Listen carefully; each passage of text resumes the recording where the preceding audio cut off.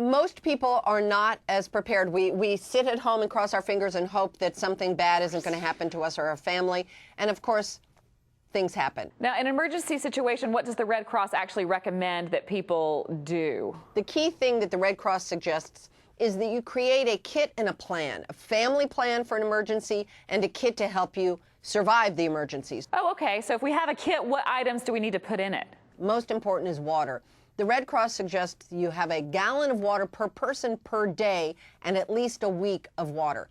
That's a lot of water. Most people don't have it. You want a really good first aid kit because if there are minor injuries, you want to be able to take care of those so that you don't have to tax the hospitals because they're dealing with the bigger injuries. Of course, you want food, granola bars, juice for your children, for yourselves. You want to make sure you have something to eat. Very important, a radio. I like a hand crank radio that doesn't use batteries because that way, if the batteries go out, you can still use it. You want to be able to stay informed. Flashlights, very important. Medicines, prescriptions. Have a week's worth in your backpack that's ready to go. Glasses and contact lenses, also very important. But you probably need to have an emergency plan too. Your household needs a plan. The plan is an evacuation plan in your home or a family plan of what we're going to do in an emergency. Two other items here before we actually get into the containers. This is obviously the survival handbook. I just did an overview of this to tell you about what a great resource it is. Very basic, gives you a rundown of a lot of survival information, and this is for me just to have in the car to browse through if I'm out in the woods and I can do some studying up and then head out into the woods to work on some skills, and also for my wife because if she did get stuck in a situation where you need some basic survival information, here you go, it's readily available. The other thing I keep in the car is two pieces of 2x4 and they are just duct taped together so you could separate those quite easily, and that's great for if you have a car that's stuck in the snow or something and you need to get some traction underneath the snow, or underneath the tire I should say. You've got something like some 2x4s and you can use it for a variety of different purposes. So these are the last two items that are basically outside of the containers. Now we'll actually look to see what's inside the containers. Starting off here, you can see I have a Cobalt toolbox, 26 inches end to end. Got it at Lowe's for about 20 bucks. Has the main section here and then kind of what looks like a tackle box on top. You can store more items in this clear section. On the outside, I've got a whistle and also one of the ultimate survival technology lights that if you turn the battery around, it'll be a strobe light. So that's easily accessible right on the outside of the box. And then, let me just put the handle down. I'll zoom in a little bit here. You can see on the top what I've done is list all the items that are actually in the box so that if I need it or say my wife needs it and she doesn't know where all the different items are, she can just look at this and say, okay, in this box are these items, and she can also see that in the other clear box I have included in the back of the car. So there's some different items in there. Let's open this up and take a look inside here. Over here we have our writing utensils, so pens, pencils, highlighters, permanent markers. Some dryer lint to get a fire started, all bagged up and ready to go. Ear protection, we have some earplugs. Reflective tape, if you did have to go somewhere at night, you could put this on clothing, around your ankle, around your wrist, on a bag to be a little bit more visible. 2 light sticks, and these can be used for signaling obviously, but also good to keep kids entertained if you're stuck on the side of the road and waiting for help to come. That's a good option to have there. Got a lighter here and also a ferro rod, so we've got ways to get a fire going if you needed that. Down here we have a pencil sharpener, and that's obviously to sharpen your pencil for writing, but also you could use this to create shavings if you wanted to get a fire going, and I've got a quick tip on that here on the Everyday Tactical Vids channel, so just check that out. I'll put a link down below. I have a notepad for taking notes or writing things down, and then here is an old cell phone, and I have the charger in the lower portion of the box, so if you did forget your phone one day, there's always a cell phone here in the car. You could plug in the charger and you could actually dial 911 because even old cell phones can be used to dial 911. Somebody posted this on an earlier video and I just thought what a great idea, so here's a great way to repurpose an old cell phone for emergency use should you come across a situation where you need to get in touch with 911.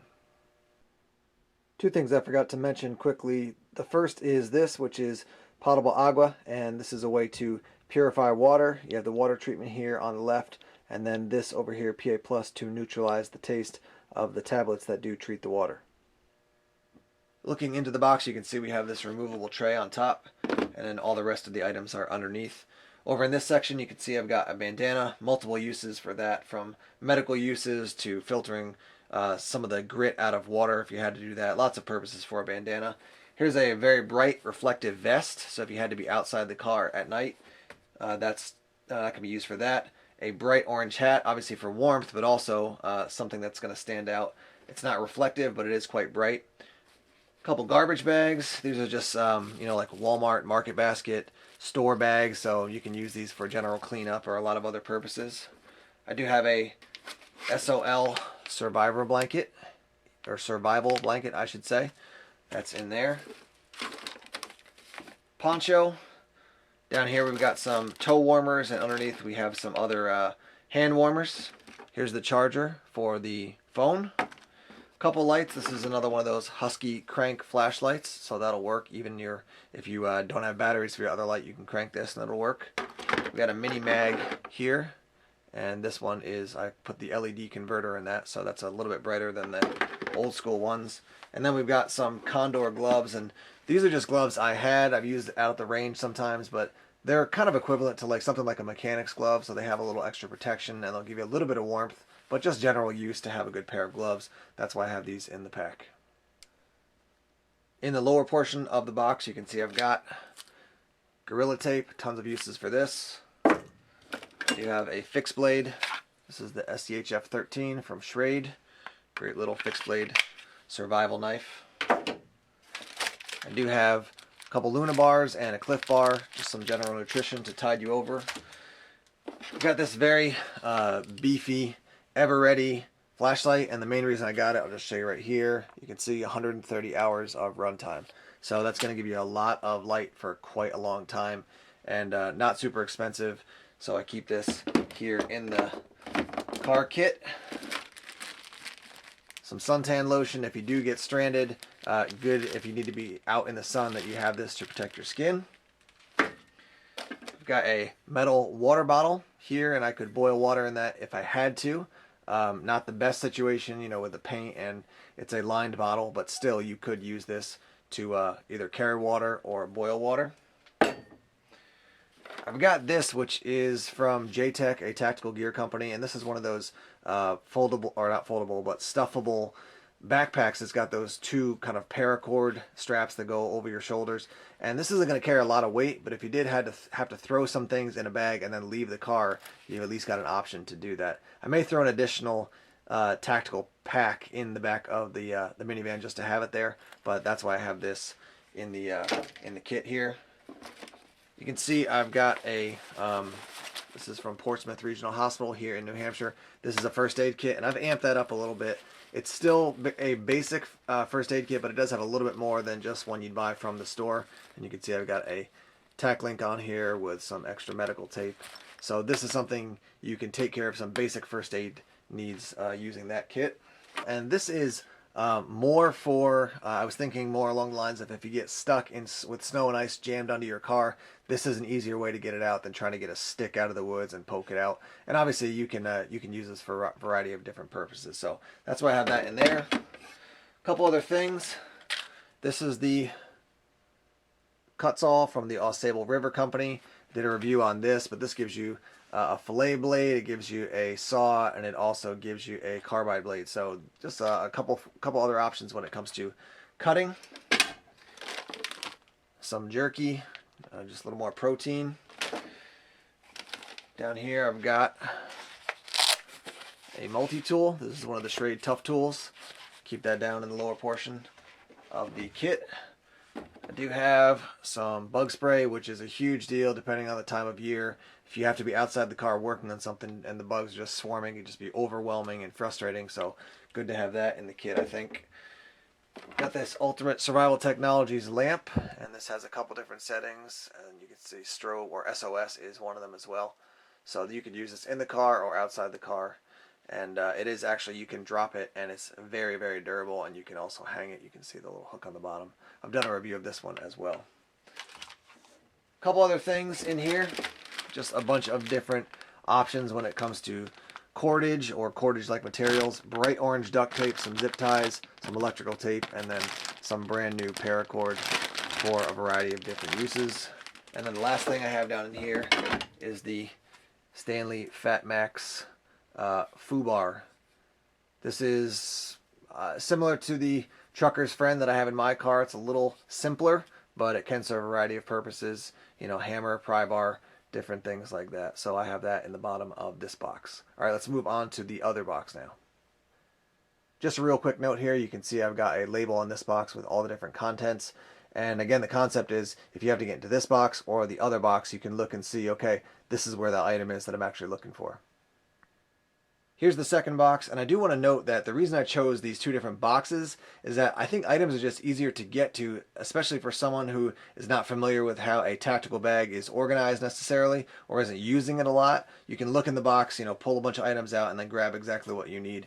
And there's room in our minivan for that, so I'm not constrained by space as much as I am in my own car. Getting into it here, you can see I've got a bunch of bungee cords, obviously a ton of different uses for those, a wool hat, and another winter hat, and actually inside here, a pair of wool socks as well. Here's some rope, lots of different uses for that. Another snow brush, ice scraper. Since I already have one in the car, this could be given away to somebody else who might be in need of that type of object. Do have an extra bulb for the headlight.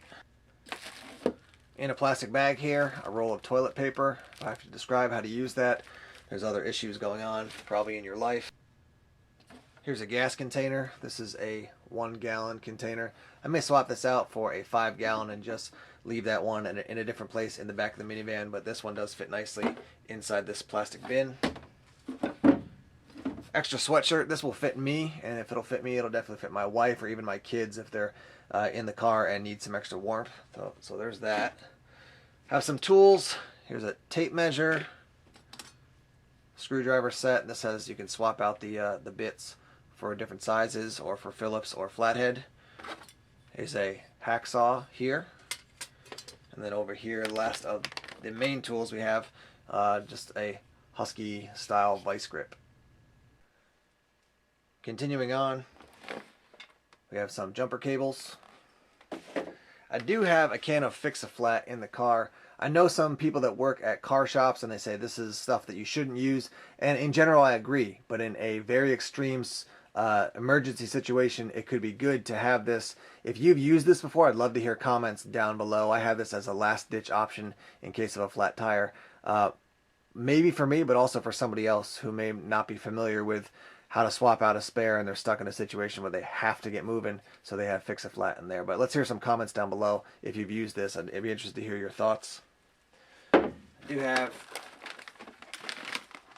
6 road flares.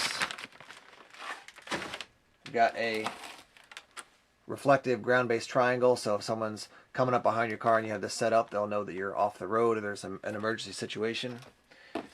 I've got 2 New Testaments, both for myself and also to give away to somebody else if I come across somebody who wants one of these. And then I've got a 5x7, there you go, 5x7 tarp that I keep in the bottom of this side of the container. Over here we have a change of clothes for my kids, so if anything happens and they got to swap out clothes, now I've got that in the car. Fleece mittens and some work gloves, fleece blanket all rolled up, a towel which somebody recommended in one of the videos and I just thought that's a great idea. You know, if you're stuck in the rain and you're running out to your car, you get soaked, now you got a towel to help dry yourself off. If you're out and you're like, oh, I'm gonna go to the beach, now you got a towel just in case. So those are those 2 items there. And then we have a larger blanket. This can offer warmth. We've used this actually for picnics even we didn't plan on having, and then we were out and had a picnic. And then another heavier blanket. Today we're going to look at my emergency car kit. Okay, here are the contents pulled out of the tin, and I'm going to go over each one very quickly. Now, first and foremost, I have a list of everything that is in this tin. Now, I am keeping this in what they call a lock sack, and these are really incredible, great. They store, they seal, and they're waterproof. You can even put your phone if it's raining or whatever else you want to keep it dry. Next, I have an emergency space blanket. This is not your cheap just little cover. Of course, a pair of gloves are important. These are just work gloves. They're cheap. Of course, I have a flare gun. This is an old Olin flare gun with flares. Also glow stick. I do keep a lighter. Also in this little kit, this is more of a little survival kit, and I keep some fire tinder. In fact, I'm going to open this up and let you just see the inside. I have some dryer lint for fire tinder, some tin foil, some duct tape. I also have some silver coins in here, and I do keep some change, some currency just in here, some waterproof matches. But this is just a few things. There's a little small Swiss Army knife down here as well. Let's see here. Let me just go ahead and rip her open. So one thing that I learned as a Red Cross disaster preparedness instructor was that a lot of people forget their important documents. And important documents are going to be needed if there's ever a chance of recovering. So if it's not an apocalyptic scenario, which it probably won't be, if it's just a scenario where you're evacuating an area or bugging out, as it were, whenever you get to the next place you're going to be at, or whether you're going to return whenever it's safe for you to return, you're going to make sure you're going to want to make sure that you have all the important documents that you need. The second thing that you might want to include in your survival kit, just to make life easier, which is what this video is about, is heavy meal trash bags. So not only would it be useful as its primary purpose, picking up trash, and as you can see, in this type of environment, might be ridden with trash, but it also can protect you from the elements in that you can wear it as a poncho. You can also use this as, you can put this up in a canopy type of fashion. You can put this underneath you to prevent hypothermia. One of the primary ways that you can get hypothermia is from the contact with the ground in a cold environment. Third thing that you're going to want to include is something pet related, right? So this is a portable cup and obviously some cat food in this case. Sure, in a worst case scenario, you could also use this as a way of feeding yourself, but a lot of people, they forget about their pets in a disaster or an emergency situation. It's important to note that a lot of emergency shelters that the Red Cross and other charity organizations set up, or nonprofit organizations set up, is that they do not allow pets. It's very rare for there to be an emergency shelter that allows that. So make sure that you check out things like La Quintas or Red Roof Inns if you're in the States, because they do allow for pets. So make sure that you have an emergency plan drafted just in case you need to use it, and you want to make sure that your furry friends come along with you. Next thing that you're going to want to include is something medicine related. So what I have here, so we got some Band-Aids, we've got some anti-diarrheal, and also some allergy medicine. Maybe you're going somewhere you're not used to, so allergies could set in. Anti-diarrheal, that's a very fast way. Diarrhea is a very fast way to dehydrate. So make sure that you have an ample supply of any sort of medications that you are already on, just in case you don't have access to that for a few days or so. Next thing you're going to want is something that you can use to charge your cellular device. So I have a little brick charger. I have this is a dual purpose car and outlet charger. It's another little outlet charger, a little car charger, and I think I have some more portable chargers. You want to prepare for a situation where you're not going to have access to power outlets or car outlets. Sometimes you might have to use this if your car breaks down, your battery dies. So there you go. Now you don't have any sort of battery, any sort of way of charging. So I really recommend portable chargers as well. One other thing that you might want to include, although you might already have emergency food rations, make sure you also bring snacks, especially if you've got kids. This will help boost morale. Speaking of boosting morale, make sure that you also carry items that can kind of keep your spirits up. So I got MP3 players, and I've got some playing cards. I've even got some chewing gum and some antibacterial hand sanitizer. Maybe this won't cheer you up, but just some sort of sense of normalcy will do wonders in a survival situation. Additionally, batteries, duct tape won't hurt, and things like gloves, although I don't have it in this bag yet, I have it in my room, and I'll show you all why that's important. But make sure that you have those types of things, as well as emergency weather radios, so that you can stay informed to see if the disaster has passed or it's worsened or widened, that kind of thing. So make sure you stay informed as well. So anyways, guys, I hope you learned some other items that you should include in your kit. Now remember, this is in addition to any sort of items that you already have. These are not the minimum items that you need in a survival kit. Be sure to check out the links below for my already completed kit so that you guys can get an idea of what else to put in. Thanks guys for watching. Y'all stay safe out there, and remember, it pays to be prepared. God bless. Greetings, friends. This is Survival Doc. Today, I'm coming to you from down here in my bunker, where I'm getting ready for the fallout of our current economic and political entanglements. At my website, I have a chapter called Survival Planning on a Budget, where I discuss ways to save money so that you can afford to buy the supplies you need for your survival stockpile. In this video, I will discuss one important way to save money, by taking advantage of my favorite form of long-term food storage. And that's why I'm down here in my basement, where I keep my canned goods. Canned foods are relatively heavy, so they may not be the best choice for your bug-out bag. But that's not a disadvantage for your home storage, because you probably won't be hauling it around anyway. Canned foods are heavy because they contain a lot of water. But that can be an advantage because the extra source of water may come in handy during an emergency if clean water is in short supply. Cooking is always a part of the canning process because the foods must be sterilized by heat. So all canned foods are already cooked, and most foods can be eaten right out of the can. A big advantage during a disaster when energy for cooking may be in short supply or non-existent. Canned foods also come in very convenient sizes. One can contains enough food generally for one meal, so there are no concerns about refrigeration of leftovers. But the greatest advantage of canned foods is that they are inexpensive, especially when compared with other forms of long-term food storage like freeze-dried foods. Of course, with any form of food storage, shelf life is a consideration. Therefore, it is absolutely essential that you rotate the food that you have in long-term storage.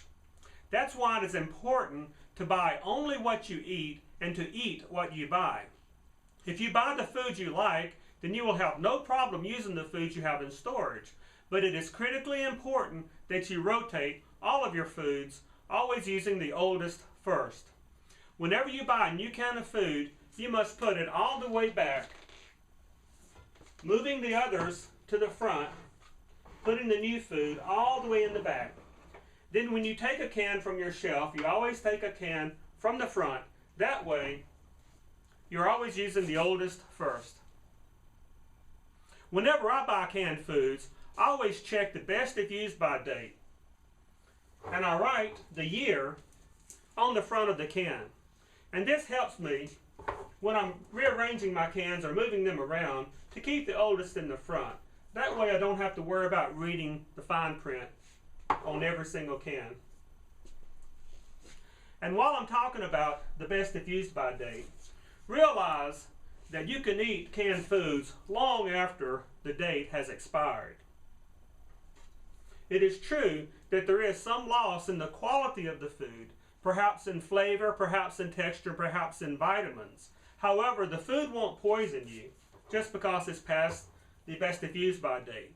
However, never use food from a can that is bulging. Don't even taste it.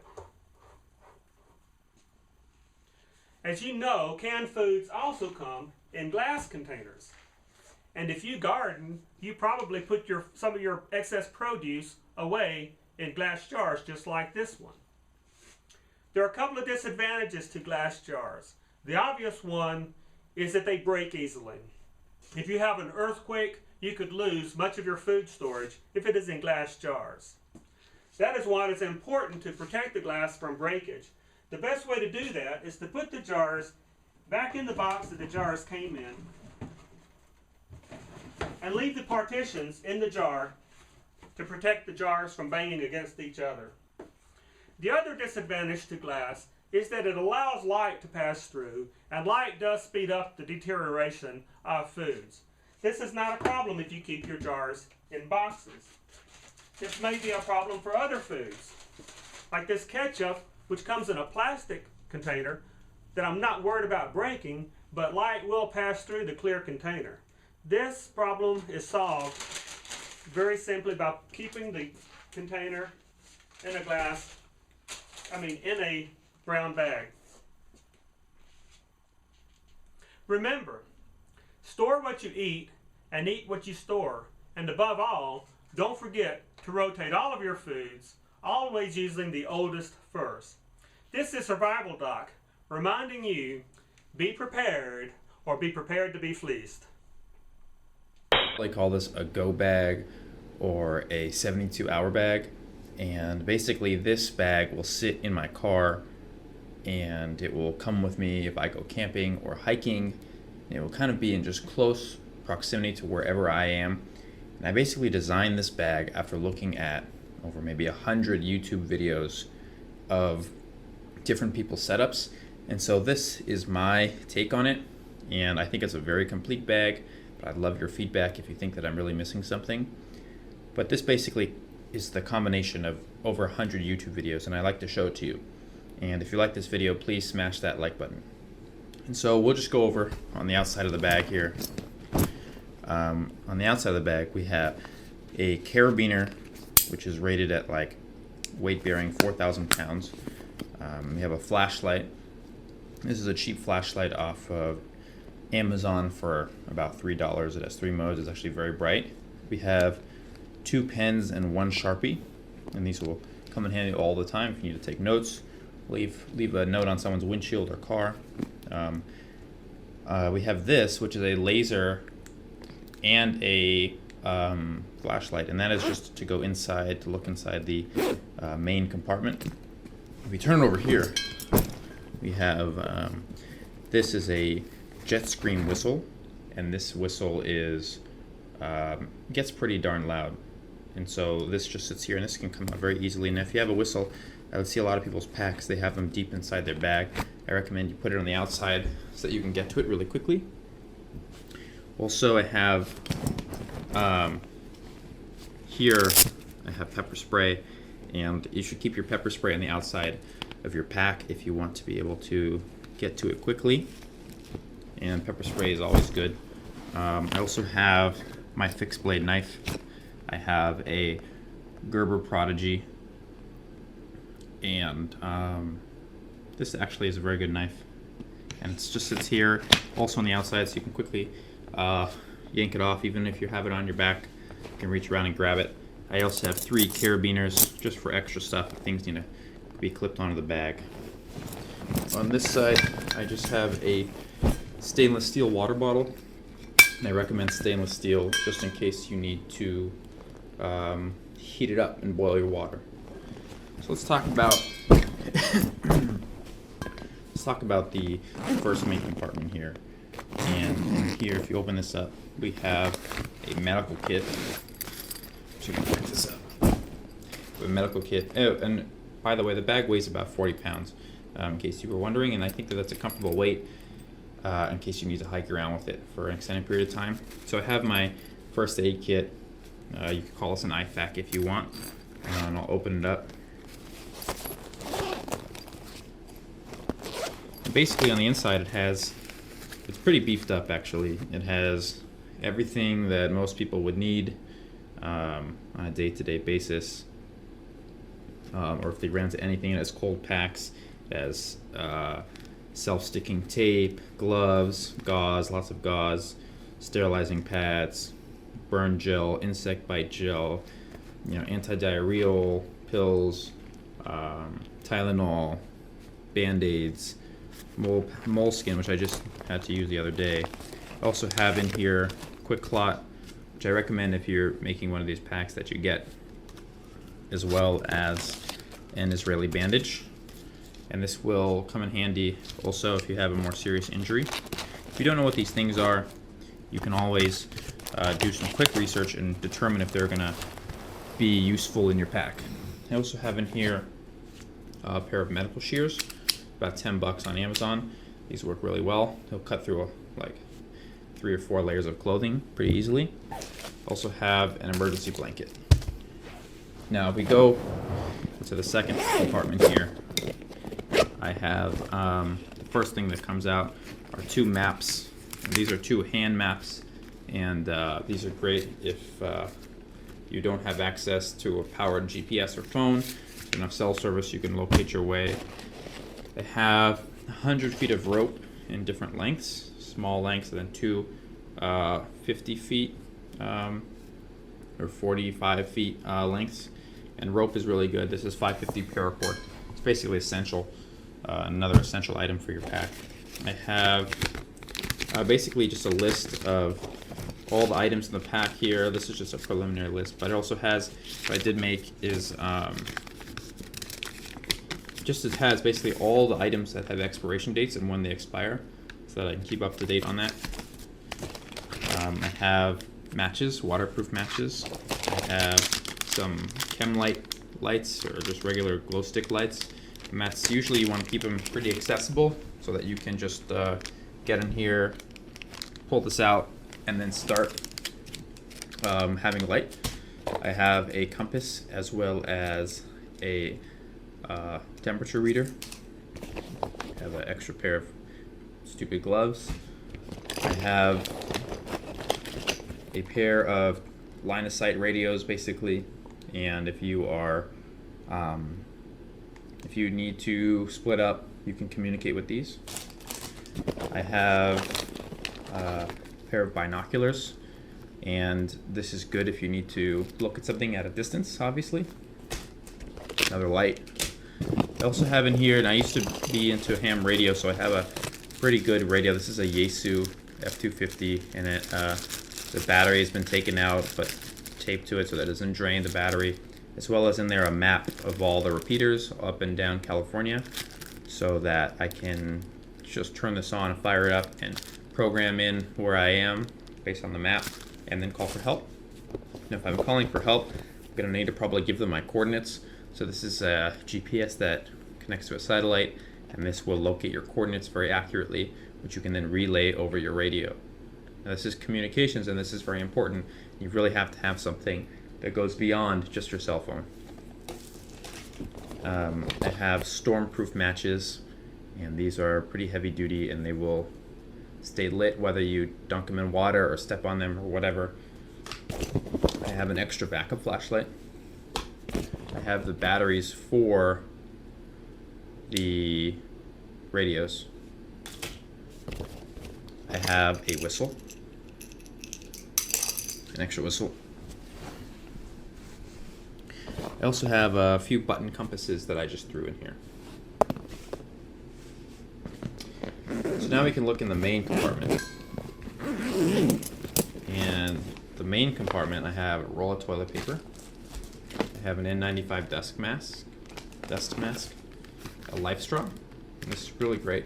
Haven't had to use it yet. Hopefully you won't need to, but it lasts pretty much indefinitely in your pack. And it can take water from nearly any source, and it can filter 1,000 liters of water. Just a bowl of rice ramen if I need it. I have an extra pair of clothes. I have a bandana, a t-shirt, boxers, some socks, trash bags, bungee cord.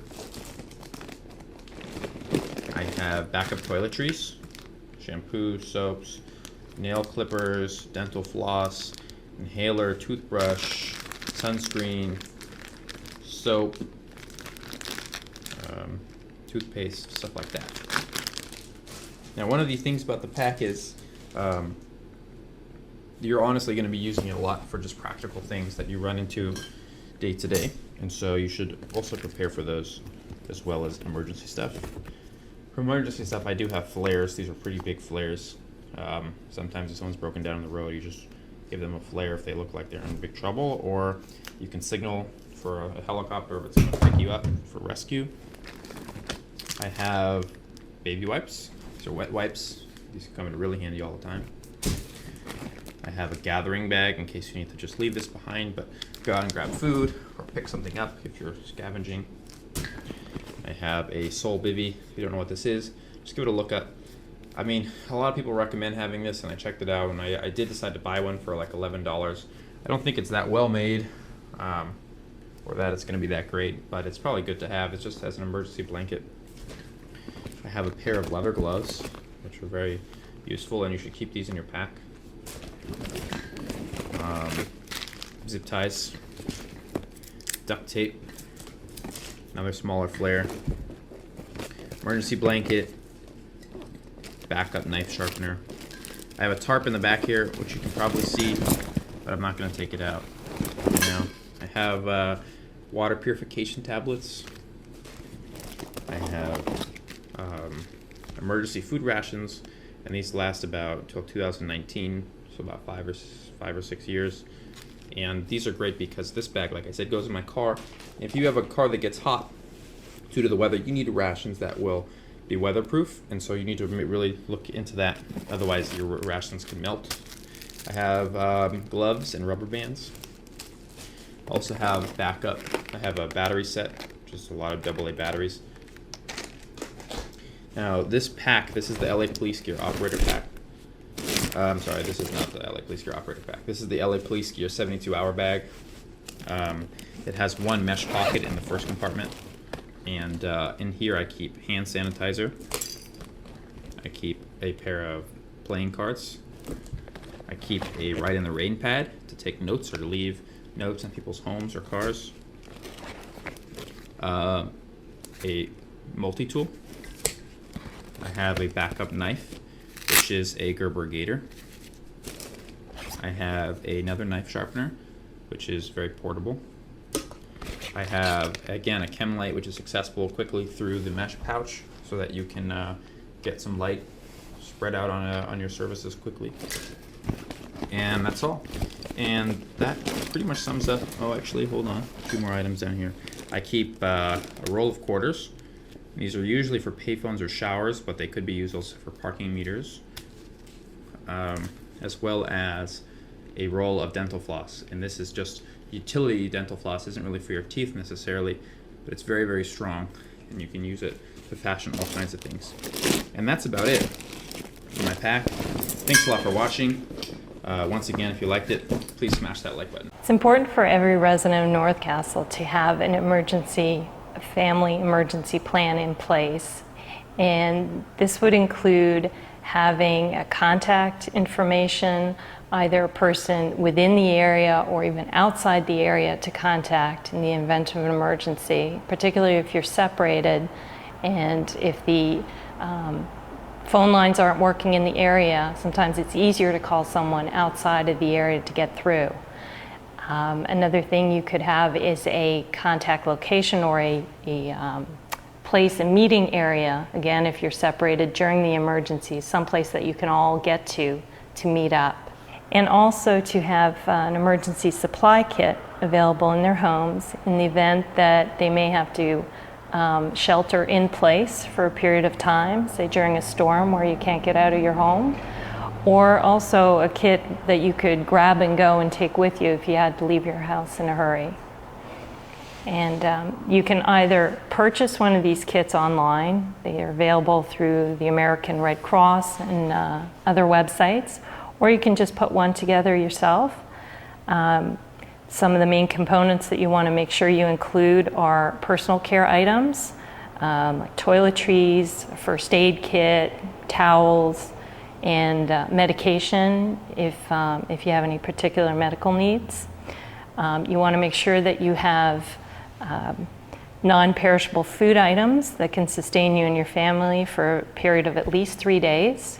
And those can include crackers, cereal, cans of tuna, peanut butter, dried fruit, canned fruit, anything that's non-perishable, but just make sure that you rotate the food periodically so that everything's still fresh when you need it. And then other important items to make sure you have on hand are flashlight with batteries, a battery-operated radio or a crank radio, cell phone charger. You can get battery-operated cell phone charger now, a can opener, and duct tape, and maybe even a deck of cards or some form of entertainment, and matches as well. Another item that we include with our emergency preparedness, or that we recommend that people keep on hand, is a emergency binder. And in it you would place copies of all your important documentation, like your driver's license, passport, birth certificate, insurance information, and emergency contact numbers. And that's something, again, that put it in a safe place, but a place where if you had to leave your house in a hurry, you could grab it and go. And then the final item to make sure that you have on hand in event of an emergency is water. And the recommended amount is 1 gallon of water per person per day for drinking purposes and sanitation. And it's particularly important to have a lot of water on hand for residents who have wells, because once they lose power, they have no tap water available. In addition to having a kit for the people in the family, if you have pets at home, you should also consider having an emergency kit for them as well. And where you can store food items for your pets, any kind of medications that they might take, additional collars, leashes, whatever materials, toys for your pets, things that you would want them to have, particularly if you have to leave the premises, and take their possessions with them so that they'll feel more comfortable wherever you end up outside the home. If you'd like to find out more about how to put together an emergency preparedness kit, you can go to our website, which is www.nc-ccc.org.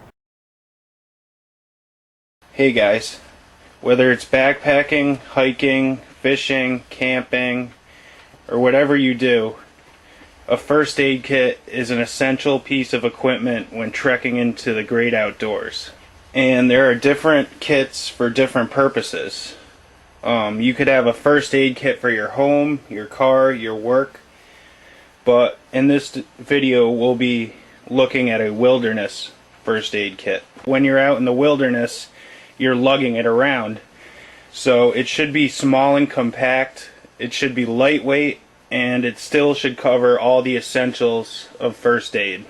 Alright, so the first couple of things I want to show you, the SOG Tactical Tomahawk, just stuck down in behind this pouch. It's a little tough to get out, but not real bad. Anyhow, this will actually probably go on my belt just as soon as I take off,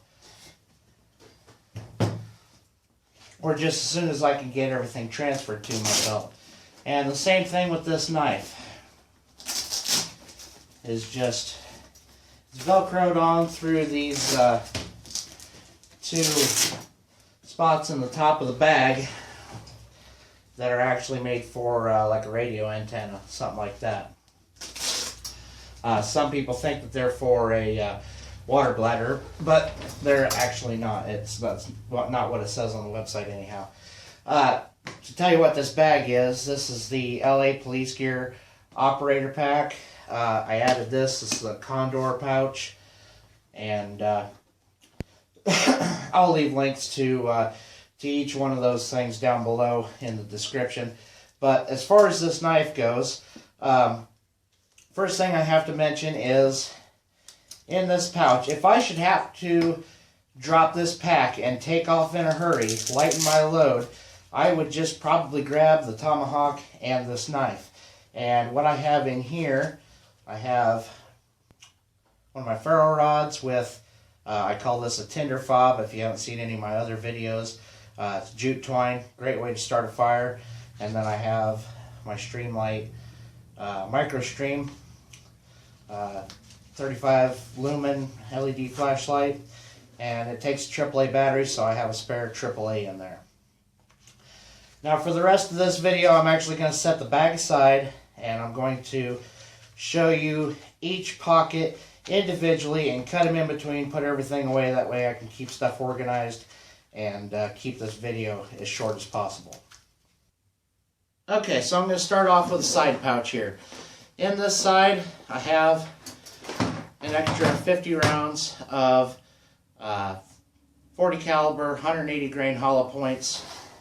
That goes with my Smith & Wesson M&P Shield 40 cal, and that is the extra clip. Now, if you haven't seen that gun, I have a review of it, and I'll leave a link to that, so you can go watch it if you're interested. The other side, just a regular 32 ounce canteen.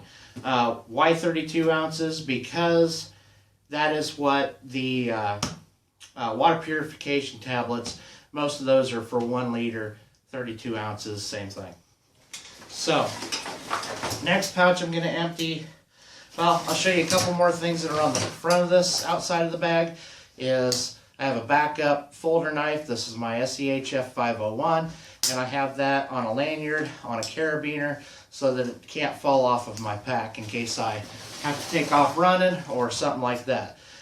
This is my Olight ST25 baton. Takes 2 AA flashlights, 550 lumens.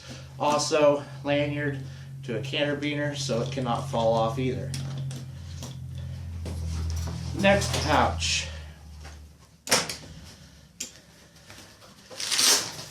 This is my mess kit and has a few snacks in it. I have 3 Cliff Bars,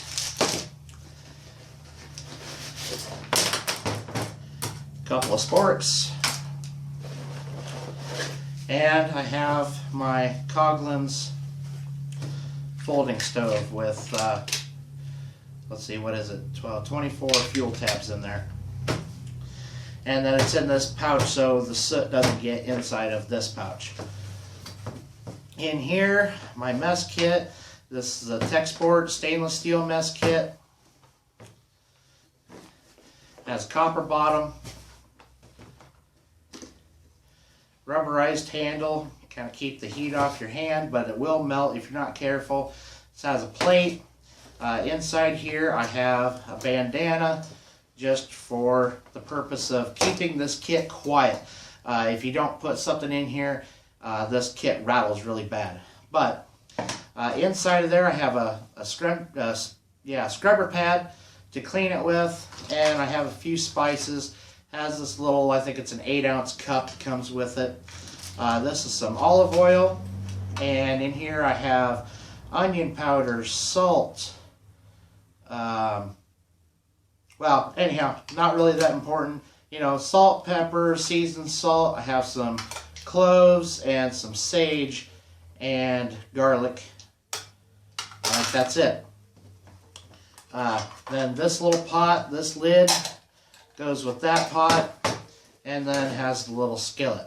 Now I'm going to put all this stuff away and go to the next one. Okay, next is the first aid pouch. And there's quite a bit of stuff in here. I'll start with the stuff that's just loose in there. This is just a container of cotton balls. This is a sewing and suture kit. Roll of athletic tape. This tin has, I'll pull it apart really quick for you. This just has a bunch of painkillers, allergy relief, has a small, can't think of the name of it. Have some triple antibiotic ointment in here, sting relief, burn cream, band-aids, gauze, pads, things like that. Just your basic first aid kit.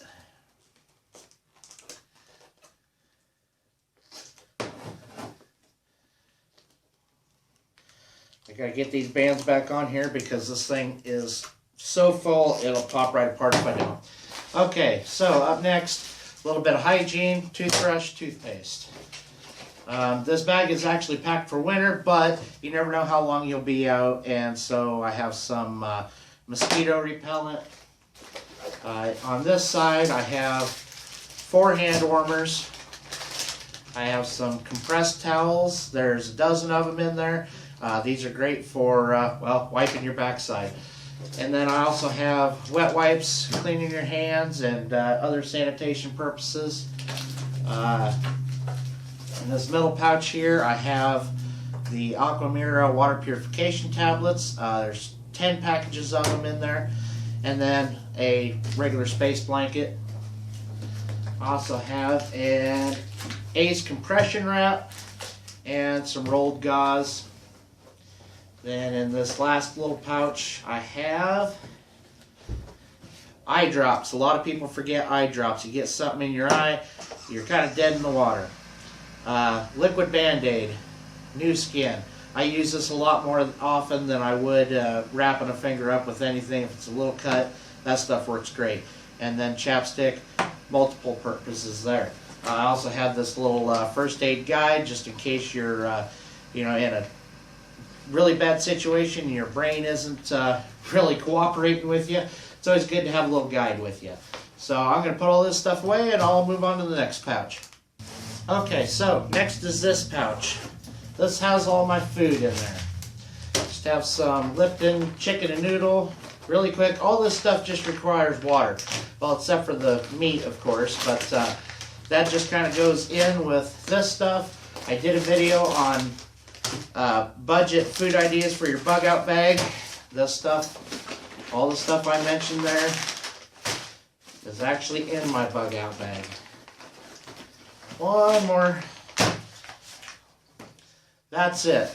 That's all of my food. Should cover me for 3 days or better. Okay, next is this pouch up here. This one does not open up very much. Now, you've seen this plenty of times. This is a Shemagh.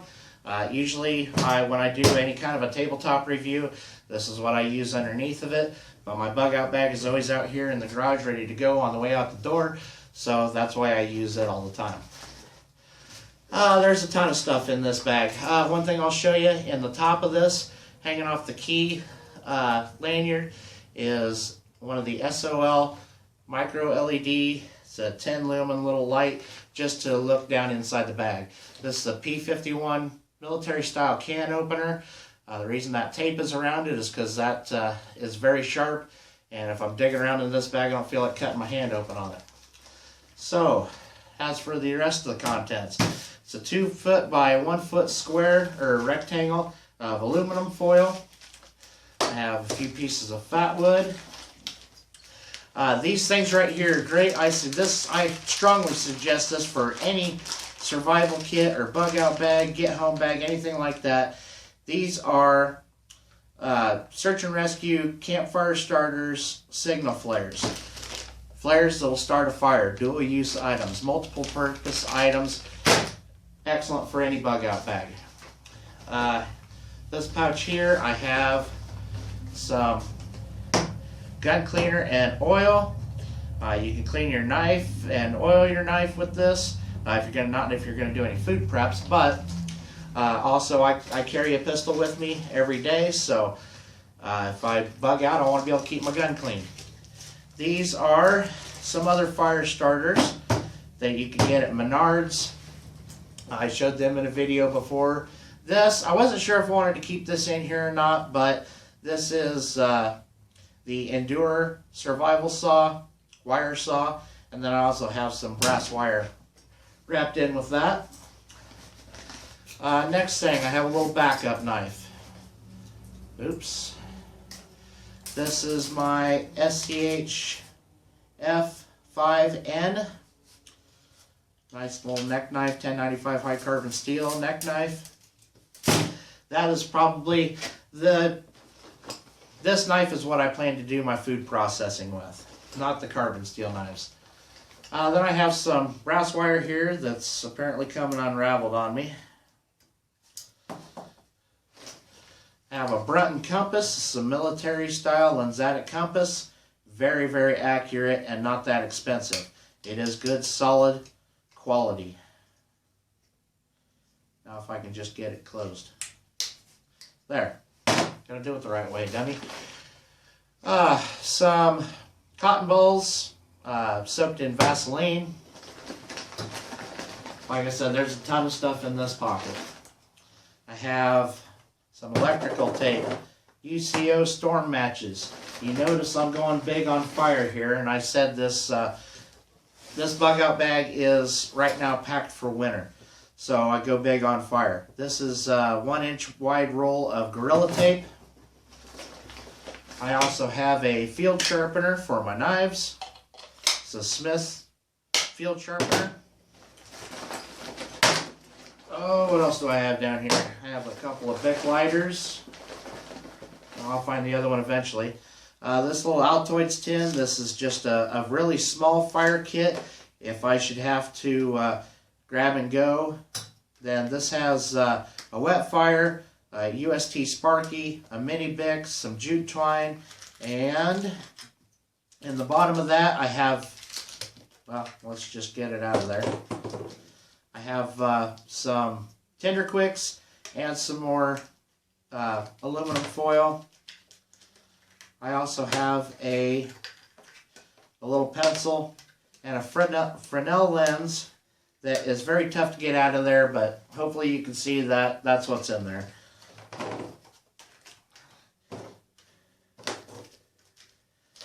It is not fun to get all this stuff stuffed back in here, so I'll just set it aside and do it later off camera.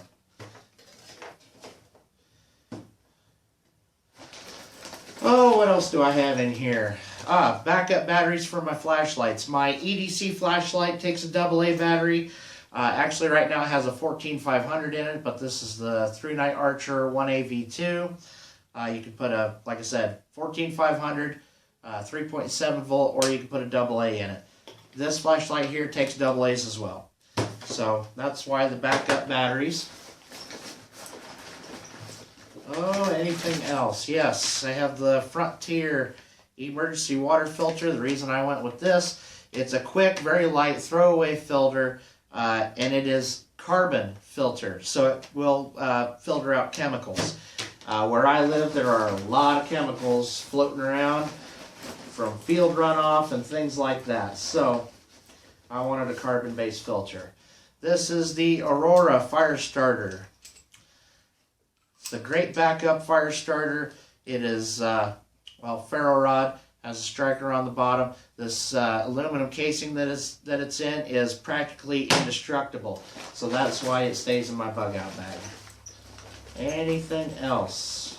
I know there's probably a couple more things floating around in here. Oh yes, I have a small battery bank, power bank for recharging my cell phone. I also have a new addition, something that I forgot to throw in here before the video. I just got this in the mail yesterday. It's a solar charger power bank, 5,000, I think it's 5,000 milliamp hours. So that is a great addition to this bug out bag. And another AAA for my flashlight that's in with the knife. I think that might be it.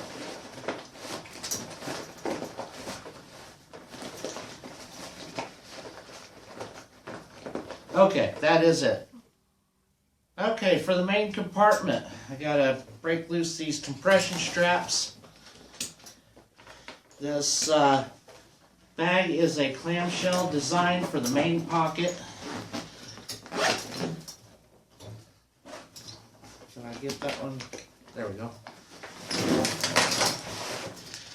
Okay, so I have to explain a few things. Another one of those SOL micro LED flashlights, so I can look down in this compartment if I need to in the dark.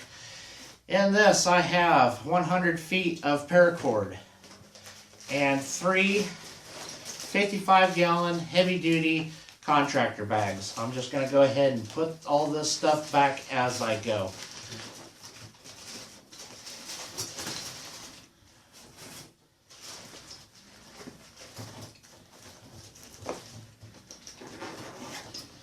In this pouch, I'm going to talk about this here in just a minute.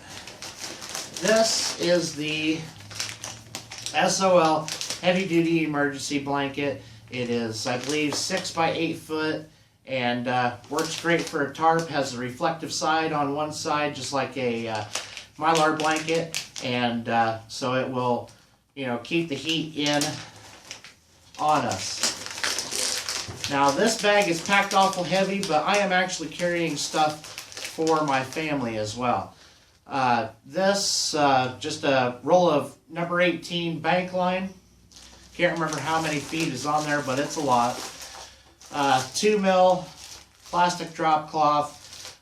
This way I can use that in conjunction with the emergency blanket and make a super shelter. If you don't know what a super shelter is, there's a lot of videos on YouTube about it. This is a bivy bag, basically. Mylar bivy bag. Now the reason that I got this one instead of the SOL is because, let me get rid of these compression straps. This bivy bag, well, this is a fleece sleeping bag. It's only good to about down to 40 degrees, maybe 35 at best. But in conjunction with this sleeping bag, I should be able to stay plenty warm. With the type of shelter that I have and being able to make a super shelter, I should stay very warm no matter how cold it gets. I live in Iowa, and on average, about the coldest it gets is maybe 10-15 below. So, and then next, this is a 100% wool blanket, queen size. These are not cheap. These are, the cheapest you're going to find these is like 70 or 80 bucks. I just happened to find this on eBay, got the winning bid on it, and so it was just a great purchase. The best wool blankets you can get, you can probably get them a little cheaper, military surplus, something like that, but your Italian wool blankets are probably going to be a little better than that. Next, in this bag, all compressed, I'm not going to get this out, it's a pair of thermal base layers and a pair of 100% wool socks I have all wrapped up in here. Base layers top and bottom. So, now, if you didn't see this, you're going to think I'm insane, but I'm not. This is actually just a car shade, a window car shade. That you put in the windshield of your vehicle. The purpose behind this, that Mylar side of this, it does not give you much padding at all. You're still gonna have to put some pine boughs or something, or some leaves underneath you. That's part of what the contractor bags are for. But this, with that reflective side on it, it keeps the ground from sucking all the heat out of your body. So that's why this is in there. If you're ever lost in a survival situation, here's a little trick you're going to be so glad to know. To practice this technique, we'll use 3 sheets of paper and a water bottle. Paper with black ink is easy to practice with, so let's get started making this top sheet into a platform by folding it in half 3 different ways. The black ink is showing, and that's a good thing, so now we can prepare these other 2 sheets by cutting or ripping them in half. This gives us 4 pieces, and we can fold each of them in half so that they're creased down the middle. Alright, time for the action. We'll need to remove the label from this little bottle and use the convex edge as a makeshift magnifying glass to focus the sunlight. It only takes a few seconds to get this paper smoking, and pretty soon, we've got it smoldering. When the hole is about the size of a quarter, we'll need to slowly add multiple layers of papers. Swinging it around gently will help the air get to the embers, and when they get hot enough, a flame appears. That's it in a nutshell, but in practice you'll probably find that it's not quite as easy as it looks. So here are a few tips and tricks to help you master your technique. First of all, use a bottle with clear plastic and remove the label. The top should be smooth and rounded so that it magnifies the image on the other side. I've been successful with colored bottles like this green 2-liter and this little blue 8-ounce bottle, but the color absorbs some of the sun's energy and makes it a lot more difficult to get a coal.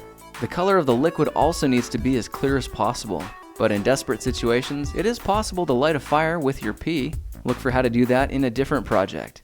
If you're using paper for tinder, use something with big black letters or pictures, or rub some dirt on it because the black absorbs the heat. Trying to do this on a white piece of paper is just going to frustrate you. When focusing the light, hold the bottle close to the paper and slowly back it away, shifting the bottle around to find the area where the majority of light is concentrated. It should be very bright and start smoking within a few seconds. Keep the light focused until a hole begins to burn and grows to about the size of a quarter. At this point, you can gently set the embers in the crease part of another paper and hold it loosely at the corner. Tight enough so that the embers are in contact, but loose enough to allow plenty of air to flow. When the embers have burned a hole through the sheet, add another one in the same way, pinching the corner and holding loosely. As the heat builds and the process is repeated 2 more times, you should have a billowing bundle of smoke. It's at this point you can blow forcefully into the embers, and voila, a healthy flame. Let at least one other person know where you plan to explore before setting off. If you do this, then get yourself lost, there's a 90% chance you'll be found in the first 24 hours. Backtracking is your first order of business. It's essential to mark your way with heavy footsteps, pieces of torn clothing, or rocks. If this doesn't lead you into more familiar territory, stop, retrace your steps, and return to where you started. Embrace age-old navigation tools, sun, stars, and surrounding landscape. It worked for Galileo, and it can work for you too. Go with the flow. Even the smallest water source usually meets with a river, so follow the H2O downstream. If all else fails, sit tight and wait for others to find you. Hunker down in a spot with access to water and materials for shelter. A bed of twigs and leaves may not be the Ritz, but it will keep you safe and warm while you await rescue. If there was any one skill in survival that I could teach people, it would be shelter. Shelter is one of the easiest skills to learn. Anybody can do it, and yet still, every year, many people die from being exposed to the elements in survival situations. The shelter that I'm going to show you is called a debris hut. It's a very basic shelter that you can walk out into the woods without anything and make this shelter within a few hours. The principles that underlie it are that if you were to take a large pile of fluffed up forest vegetation, in this area it would just be a pile of leaves, and stack them up in a huge pile, crawl into the inside, that would be enough insulation to keep you warm while also keeping out the elements. First thing I want to do to build my shelter is just to build a quick framework. All this is going to be is a structure that helps hold all that debris on top of you so that when you're in it in the middle of the night and you're tossing and turning, all those leaves don't fall off of you. So this is nothing fancy. This is only a basic structure to hold the leaves. First thing you're going to do is find a long ridge pole. I like to find something about the length of my outstretched arm, maybe even a little longer. And I prop it up with 2 sticks that have just little Y's in the end of them. I take this here, prop it there, and I lock it into place with another Y stick. And I make a very one-sided tripod with one long, very strong ridge pole and then 2 pieces holding it up in the front. This is the basic structure. I'm going to crawl in and out of the front end eventually. For now, what I need to do is fill in the rib cage of this structure. I'm going to take a bunch of ribbing and lay it down the side, and this is going to hold off all the debris. To do this, I just collect a bunch of dead sticks. They don't even need to be that strong. And I lay them just about to the length of where my body line would be on this shelter. So from the center ridgepole, facing out. Break them into place, try to make them the perfect length. That way they don't poke up above the leaves and let water in. And this should be a very quick process. You're not an architect. You're not going to spend very long on this. You want to spend more time gathering leaves and less time putting this ribbing on.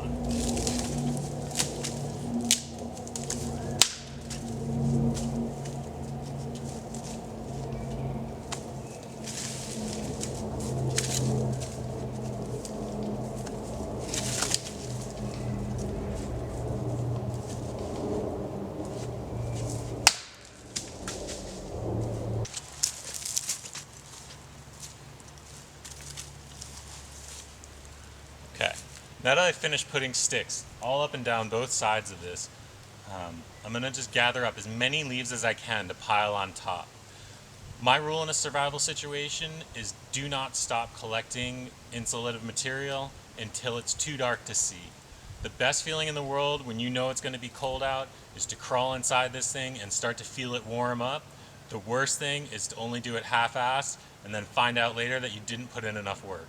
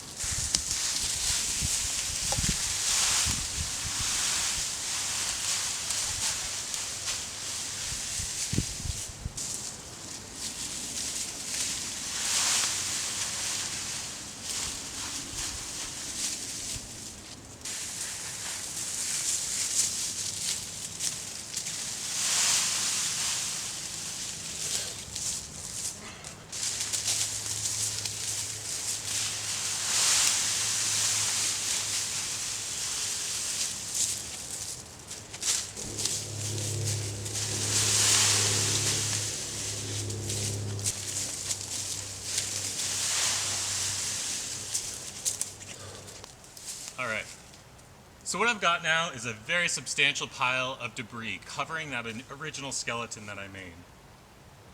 This is going to hold the heat in except for one thing, the entryway.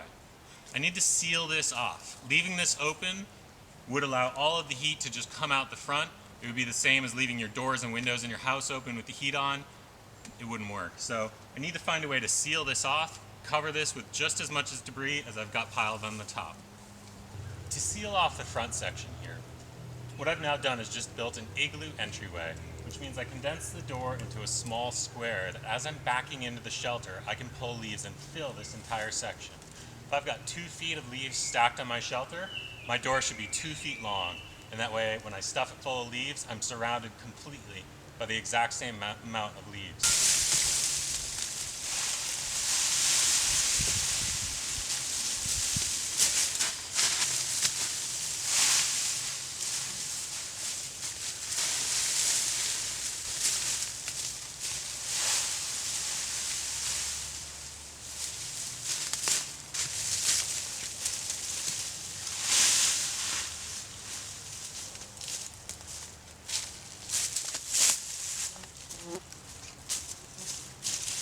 Alright, here I have it. This is home sweet home. It's covered over with leaves. This is going to keep me warm and dry tonight. I stuff the inside with leaves and I worm my way in, and it's just like climbing in a really warm sleeping bag. What I need to do now is make sure that this square entryway is plugged as I crawl in backward. Okay, there you have it. If you're ever interested in learning more, check me out at tommcelroysurvival.com and come take a class. One thing you should definitely have when you're going out hiking, including your survival kit, is your medical kit. Now, I've got this one here. It's very simple. You may recognize it from earlier. I've got some just simple Tylenol medication in case I get a headache. I've got this in case something gets in my eye. I've got my card to make sure that I don't forget anything. I like to look at it before I go hiking. And inside this little bag, if you're making your own medical kit, make sure you put it in a plastic bag in case somehow water gets into your backpack. You don't want it to destroy the medical kit. I have medication in case I get sick. I've got bandages. I've got large bandages and small bandages. Small ones for blisters, large ones for any larger cuts or anything like that. This is a great basic medical kit.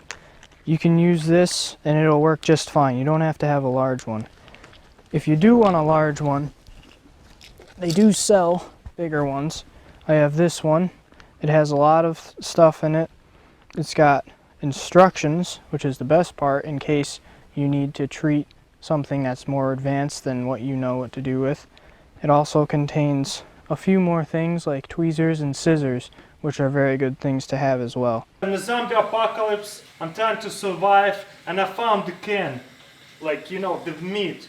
And I'm really starving, and I have nothing to open with, no tools whatsoever, but I have a lot of concrete. You know, you can find concrete anywhere on a street, right? How do you open a can using concrete? Very simply. Just put this part, not the bottom, but the top, on top of a concrete, and rub it. So once you scraped a lot, all you gotta do is squeeze it. And you opened it. And here's the second one.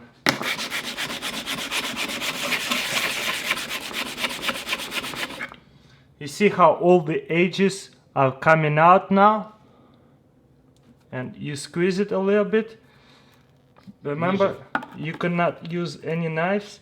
You see how it's popping out?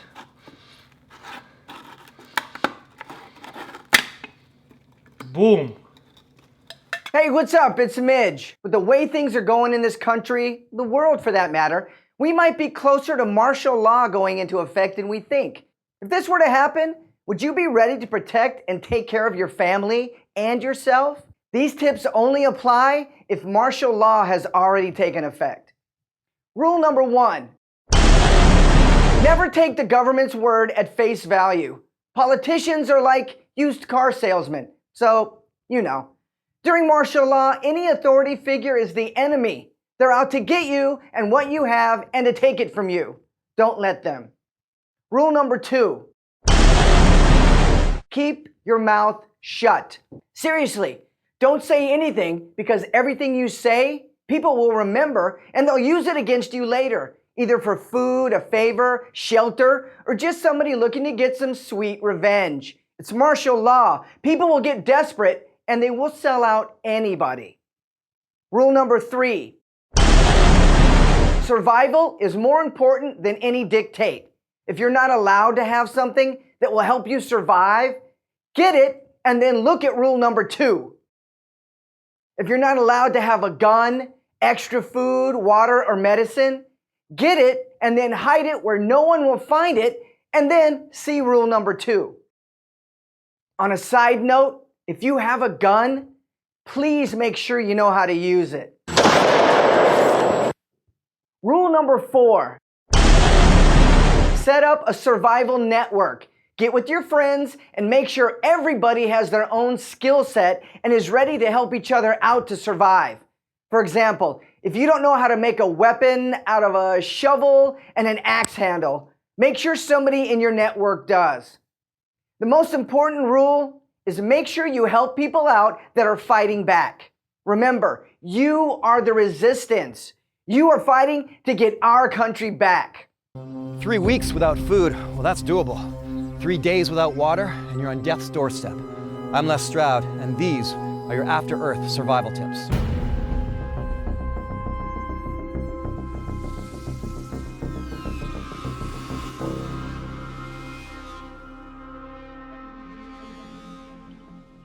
Water makes up about 60% of your body, clears away toxins, brings nutrients to your cells. In After Earth, Katai Rage, played by Jaden Smith, has a filtration system built right into his life suit. You wouldn't be that lucky. After 24 hours, you'd feel the symptoms of dehydration, dizziness, weakness, confusion. Your first order of business in a survival situation is to secure water. Just because water looks clear and clean doesn't mean it's safe to drink. And this sludge is definitely not safe to drink. But I could gather it up and purify it the modern way. Chemicals, water purification tablets, iodine pills, even chlorine bleach. It's not a bad idea to carry treatment like that with you when you travel through the wilderness. But what happens if I can't even find water this good? How do I make my own water? Well, this is some of that sludge water. Without chemicals, I can't treat it and make it drinkable. If I could get a fire going, I could boil it and drink it then. That'd be one of the easy ways. But I can still extract clean, fresh drinking water from it. I can distill it. If I didn't have this water, I could even use my own urine and distill that as well. Last thing I want to do is drink my own pee. It's full of toxins. That's the whole point of urinating, is to get toxins out of your body. You ingest all those toxins in a concentrated form back into your body. It's bad news in a survival situation. But you can still use your own pee by distilling it and get a clean drink of water. First, you got to dig a hole.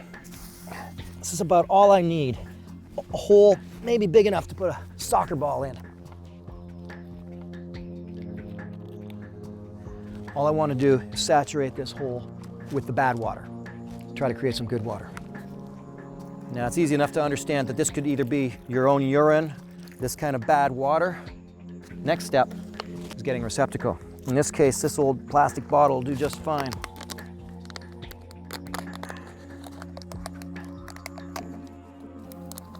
So I'm just going to put it down in the hole like that. In most survival situations, I always like to carry with me some plastic. Usually I have a garbage bag in my pocket, but it can be a shopping bag, it can be a piece of saran wrap that was around a bagel that you brought out with you. Plastic in a survival situation, ironically, is a very handy thing. This goes across the top of the hole. I don't want to disturb the receptacle down there. I leave that sitting there. I want to make sure it's weighted down. Usually the sand or whatever you pulled out of the hole will work well for that. What I need to do is create a lot of heat inside this hole. I want every little bit of moisture that begins to evaporate from the sand below to come up, hit this plastic. I'm gonna make an indentation so the plastic points down into the cup, and like a little V, the moisture comes up, hits the plastic, drips down, goes into the cup. And with any luck at all, in a few hours, so long as the sun stays out, I've taken care of dehydration. Next is dinner. I need to get to work. This stream is pretty ideal for making a fish trap. It's not that wide, it's not that deep. It has a lot of stones that I can use for walls, and it has bona fide fish. I'm gonna take these rocks and create a little area, and I want to scare the hell out of them. Basically force them downstream into a holding pen. I want a place where fish want to go, but when they go in, they don't come out. So I'm stacking the rocks all the way up to the other side in a natural kind of diagonal pattern. Here's the entrance right here. So it's fairly deep, and it's kind of naturally channeling in. And we'll create our cover. And then I'm fortifying this shallow area to where that's gonna be the actual pen itself. I'll just put some sticks to make some cover here so that they feel safe. I'm putting spruce boughs over the top of this fish pen because fish like to hide.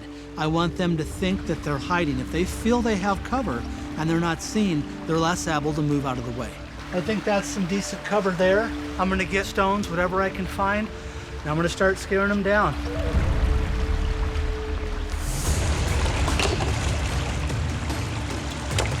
Just like back on the southwest, I'm gonna herd the little doggies on down the stream into the holding pen before the coyotes come out at night.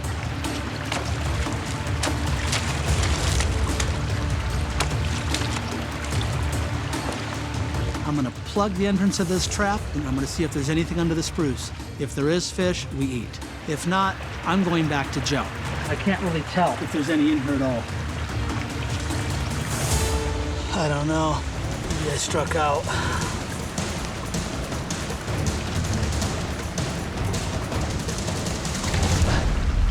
There's one.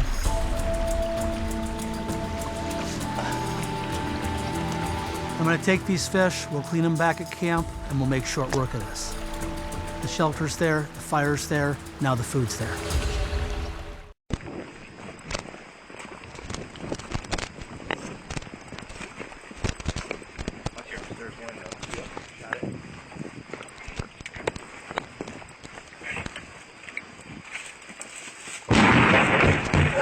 Columbia Police, search warrant!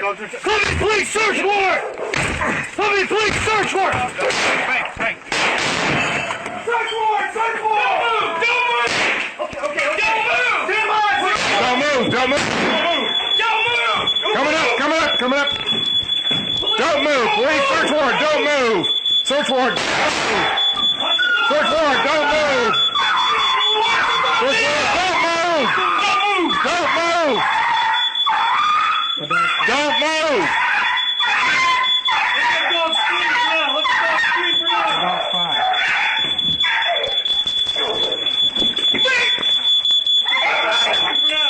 Watch out! You shoot him straight down. Straight down. Yeah, I know. He's gone, he's gone, he's gone, he's gone. Do not move. Dog's in a room. We got a dog in a room. All right. Get on your stomach. I'll get it. I'm gonna get the cuffs out. Put your other hand back. Go bang that room. Put that dog in it. Dog is in Got it. We'd already searched. Right? You went in? Yeah. Okay. Probably should do it secondary. Has that been? Yeah. Leave it for now. We're secondary.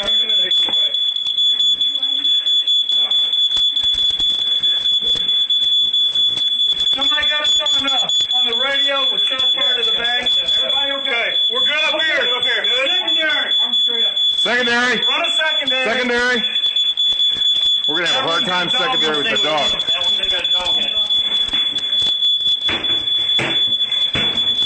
Bathroom's good.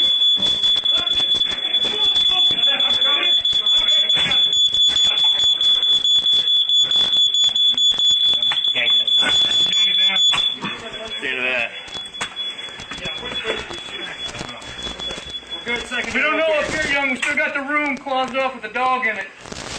It's hit too, right? Are they secure down there? Dog's hit, yes. Are they secure down there? Yeah, we're good down there. Stand up, man. Yeah, You can go past. Let's go. Are you injured? I'll be right behind you. Here's for now. We gonna get search on this guy too? Yes, we need to do a search on him. I think we may have one of them already. Do it again. Or both dogs are fine. We were back. Both dogs? Yeah. J4? No. Hey, we don't No, we don't know.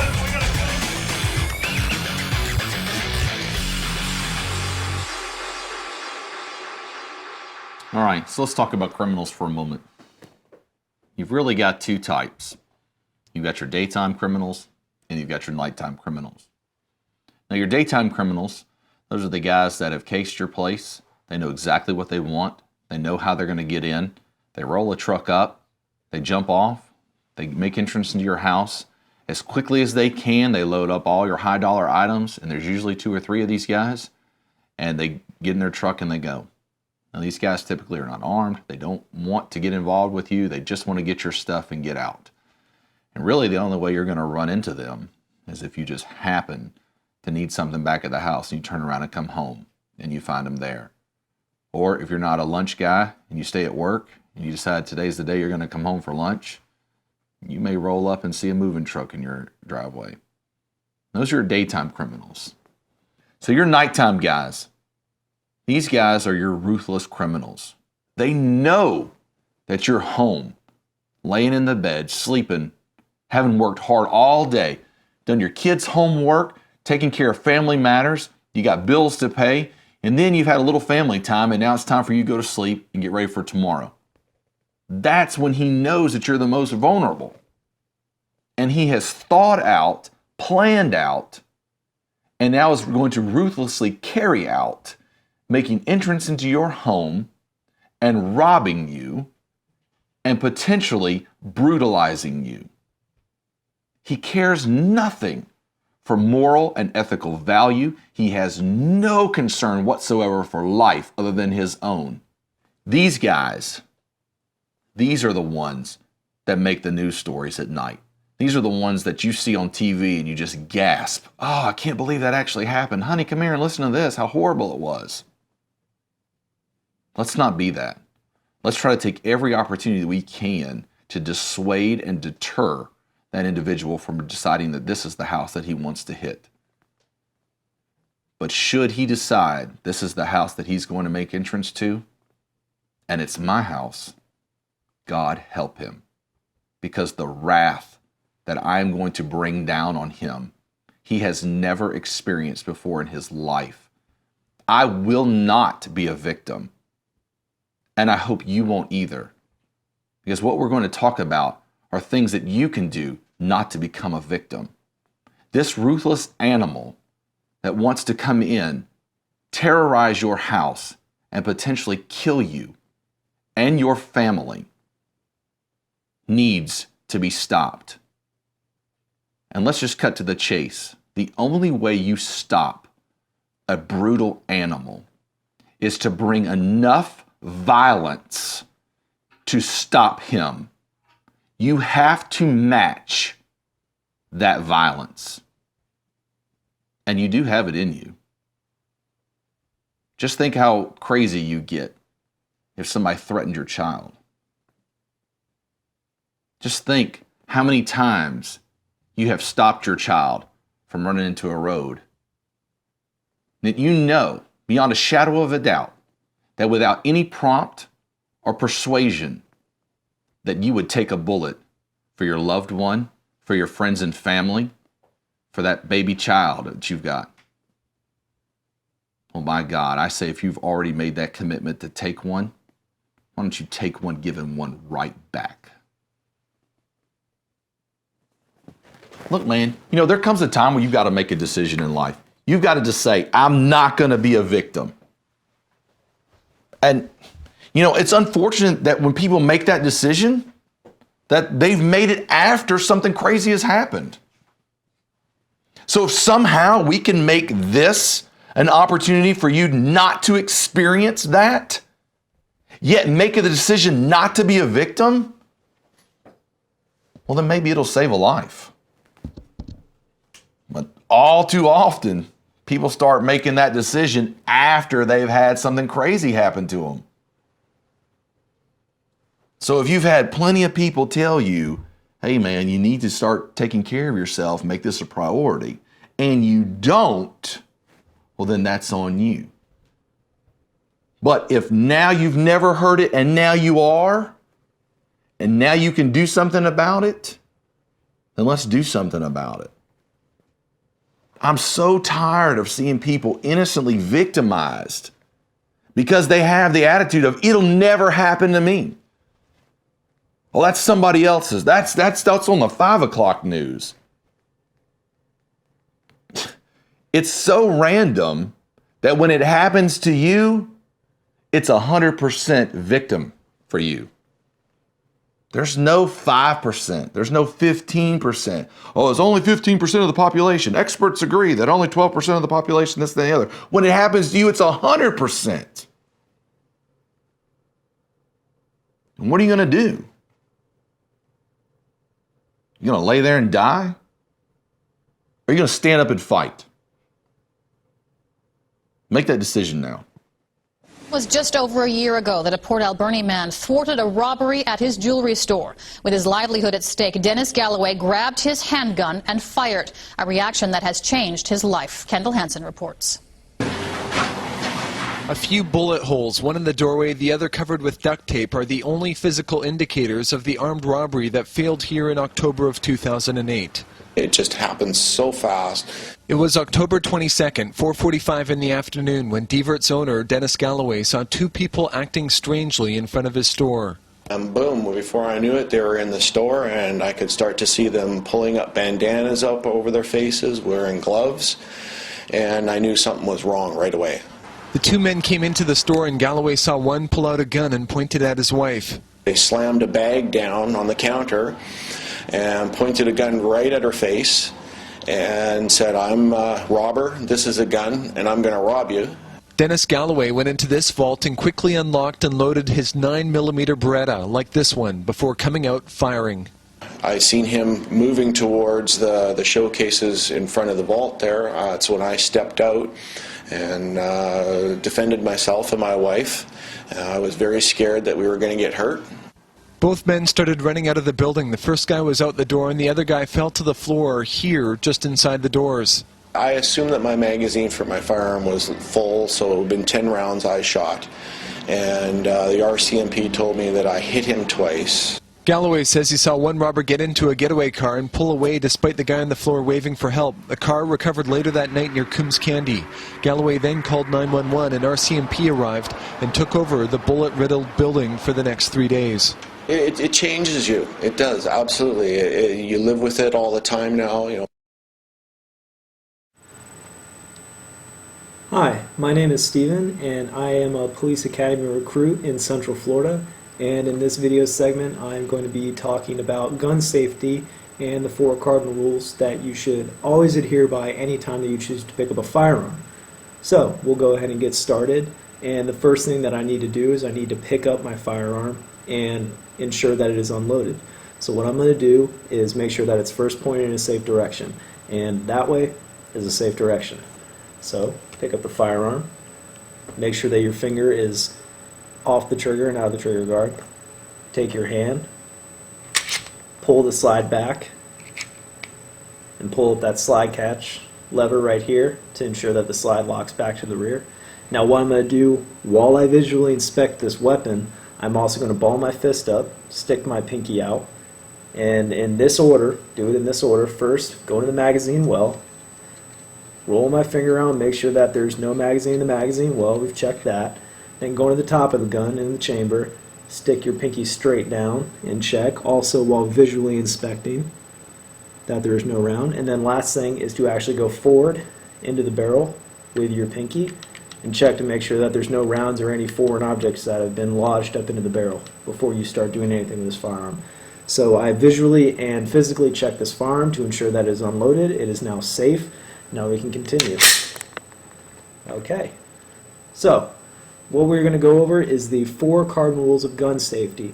These rules should always be followed at all times, any time that you or anybody around you is picking up a firearm. Okay, so the first rule is all guns are always loaded, no exceptions. Which means that even though I just inspected this weapon and cleared to make sure that it wasn't loaded, I'm still going to treat it as if it was. I'm never going to point it at anybody or anything I'm not wishing to destroy or kill, no matter what, ever.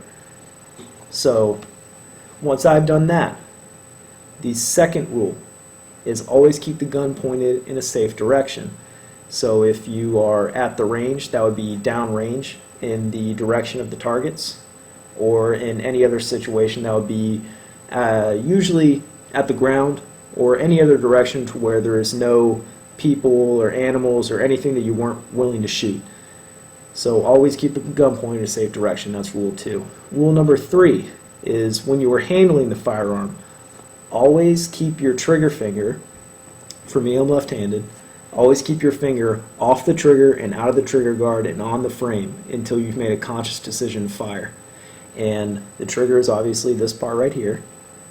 The trigger guard is this area right here, this square housing, which is a blockage and kind of a safety for foreign objects scraping against and making the gun accidentally discharge. And you should always keep it up on the frame, which is this area right here. And the reason for doing so is if you have your finger in here, it may be off the trigger, but in a live fire situation, which would be police officers, military, or if you're a civilian in a self-defense situation, that's a scary deal. And your adrenaline's going to be pumping and you're going to be scared out of your mind. I don't care who you are. And the thing is, it's really easy for you to really quick do that if you get startled. And there have been lots of cases of accidental discharges to where people got scared and shot the gun when they didn't mean to shoot. And that can have absolutely devastating results. So always keep your finger right here and never move it off this position until you're ready to fire. That's rule 3. Rule number 4 and the last rule is always positively ID your target and know what lies beyond. That means that once you've made a conscious decision to fire, know your target, make sure you know what you're shooting at, which, don't blindly fire into the air, just hoping to hit something, and know what lies beyond the target. Meaning that when you shoot at, let's say a bad guy, you want to make sure that there's no good guys behind him, or no good things behind him. Just because there's a bad guy doesn't mean that the bullet automatically stops when you shoot at him. There are chances of over-penetration. There's obviously the reality that you could miss him and that the bullet could keep traveling. And you want to really make sure that every round that you fire is going to be a good round that isn't going to hurt anybody or anything. You can't take those rounds back after you shoot them. So, going over the 4 rules again really quickly. Rule number 1, all guns are always loaded, no exceptions. Rule number 2, always keep the gun pointed in a safe direction. Rule number 3, keep your finger off the trigger, out of the trigger guard, and on the frame until you've made a conscious decision to fire. And 3, always know your target and what lies beyond. As long as you adhere by those 4 rules, you'll never get hurt, and nobody that you're not intending to get hurt will get hurt. Thank you for watching.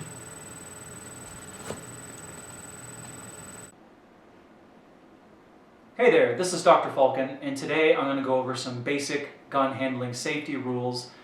First, we're going to do some really basic things, and then I'm going to cover some extended safety rules if you do any gunfighting style training, not necessarily target shooting or really like long distance shooting, but more for training for self-defense. So those are a little bit more advanced, but we're going to cover the big 3.5 rules, the first like cardinal 3.5 rules, and then we're going to add a couple extra safety rules for when you're doing some training. The first thing to remember is that there are slight variations for handguns and for rifles and for shotguns, but basically there are 3 and kind of 3.5 cardinal rules for gun safety that apply to all types of firearms. The first one is treat every firearm as if it were loaded. You should always make sure that you know how to check to see if a firearm is loaded and to see and to also understand how to unload a firearm. However, maybe you're not comfortable enough with firearms to do that, or your confidence isn't high enough. So you should just assume that every gun is loaded. If you wouldn't point your gun at your television set if you knew it was loaded, you shouldn't do it if you think it's unloaded. So always make sure that you treat every firearm as if it's loaded. The second thing you need to think about is always keeping your finger off the trigger until you're ready to shoot. That's the basic version. Basically, you should only put your finger on the trigger until you're ready to shoot. Then, once you're ready to shoot, you should only point your firearm at things that you intend to destroy. Again, this is sort of a common sense thing. Don't point your gun at your head or somebody else or your dog or your toilet. People have done all those things thinking the gun was unloaded and terrible things happened. So don't be that person. The 3.5 rule, like I like to call it, is be aware of your target and what's beyond it. This is something that you really need to think about when you're practicing. Maybe if you're in an outdoor setting, not so much in an indoor range, but maybe you know somebody who has some land and you go shoot there. But also in a self-defense situation, you think of the ballistic capabilities of most of our bullets these days, and you should just really be careful of what's beyond your target. That's a topic for a later discussion. You know, when do you weigh the risk of taking a shot versus not a shot? And there's a lot of personal threshold to that, as well as a lot of training aptitude and performance. But basically, be aware of what's behind your target at all times. So those are the basics. Just to recap: 1, treat every firearm as if it were loaded. 2, keep your finger off the trigger until you're ready to shoot. 3, don't point your firearm at anything that you are unwilling to destroy. And 3.5, always be aware of what's beyond your target. So those are the basics. Once you start training, or if you're interested in shooting from more of a self-defense perspective, there are a couple other extra rules that you need to be aware of. One is, we're going to take this whole putting your finger on the trigger thing, and we're going to ratchet it up in 2 ways. 1, I want you to practice and get in the habit of what's called a high index, a high register index. Basically what this means is we're going to extend our trigger finger as flat and as high as it can go, so as far out as it can go and as high as it can go. The reason we do this is that, you know, if you get in the habit of putting your finger here on this trigger guard, as things happen, as you start incorporating movement into your training, as you incorporate rapid shooting, you might shoot with partners, you might shoot under stressful conditions, whether it be competition or simulated training conditions. What happens is that your body sympathetically will start to close your fingers, or if you grab something with your offhand, your gun holding hand will also make that sympathetic movement. And it isn't very far to travel from this trigger guard to the trigger itself. And that's just a little bit too risky for us. A lot of the training that I do involves dynamic movement and obstacles, training with other people, and we just can't risk the short distance of here to here in a stressful situation. So we want to extend our finger as far as we can, as high up as we can. Now, that being said, this whole idea of keeping your finger off the trigger until you're ready to shoot is good. However, once you start shooting, do not worry so much about removing your finger from the trigger. At this point, you need to worry about trigger control. Due to pistol caliber ballistic characteristics, I'm taught to shoot in a 4-round burst or a 3-round burst if I'm on a low capacity magazine. If we're on a standard capacity magazine, like 15 rounds or more, we'll shoot 4 more times in a string. So if, you know, we just follow that safety, that first safety rule to the point of just always including it, I would pull this trigger, remove my finger, pull this trigger, remove my finger, and first off, that's not very practical. Second, it's going to do negative things to your accuracy. And once you really start getting proficient in shooting, there's something called catching the link and really taking advantage of trigger reset. And that technique is impossible if you always remove your finger from the trigger. So what I like to say is, once you've entered a situation in which you begin shooting, you need to manage your trigger. That's the safety rule for someone who's going beyond just target shooting or just casual practice. So there's that. The other thing you need to keep in mind, particularly in a shooting situation, is you might have a jam or you might be reloading your pistol, and you should always approach the pistol or the firearm from the rear forward. I see this a lot of time in the training courses in which I'm a student, where people will come from the front to the back. So for example, if I'm going to work the slide here, people come from the front and they put their hand in front of their pistol. That's a bad idea. What you want to do is you want to approach from the back. So you really need to be careful of putting things in front of the muzzle. And that's going to lead into my next kind of safety training tip. So you really need to learn what's called the sul position. And sul means south in Portuguese. And what you do is you hold the pistol or the rifle or shotgun straight up and down. This is important for a lot of reasons. One, it's not pointing at anything that I would really feel bad about destroying. It's not pointed at my legs, even though I'm seated. It's not pointing at my feet. It's not pointing at my body. It's just pointed at this table and the floor. Now, the other thing that's important is if you're training with a lot of people or if you're doing partner tactics, what this allows you to do is move very closely to somebody without pointing your handgun or your rifle at them. You know, when I first started training a long time ago, I was taught what's called the low ready position. And this was considered very safe, as in my pistols pointed to the ground. However, as you approach somebody, you wind up pointing your gun at their lower extremities. Maybe it's their thigh, maybe it's their foot. And as you turn, you have the capability of pointing your gun at many people. So modern technique teaches you stool position. So what you do is you're holding your pistol with one hand. And you want to touch your thumbs together and sort of make a diamond. It may be difficult for you to do this if you have wrist impingement problems. I keyboard all day, and so my wrist flexibility isn't what it used to be. My father, who is in law enforcement, broke his wrist, so it's a little bit harder for him to get perfectly flat. But basically with stool, you want to get as flat as you can, and if you have to, you can even lean a little bit forward to keep the pistol or fire or long arm straight up and down. So that's stool position. It means south in Portuguese, and it's pointing straight down in that cardinal south position. The last thing I want to talk about is reholstering. And basically there's no prize for being the first person in class or in a shooting situation or competition to holster your pistol. If you're in one of the shooting leagues that encourages you to reholster your pistol quickly, you should stop going there. There are timed events that go from unholstering to reholstering, and you should not participate in those because it teaches you something that's not safe. It's teaching you not to look at your holster, to always believe that your holster is clear of obstruction, and that it is not dangerous to reholster your weapon. I've been in classes where a student has almost hurt themselves because they did not look at what's in their holster, and maybe part of their clothing or their holster had folded over, something got in the way that may have caused an accidental discharge. I've also been in a class where the student had their finger in the trigger guard, not on the trigger, and was going to reholster their weapon. And the extremely attentive and watchful range officer who was there for the student's safety, luckily is one student to one instructor, and the instructor caught that student before they holstered their weapon. So again, high index would have prevented that, but also slowing down on the reholster and paying attention would have also helped. So don't be in a hurry to reholster.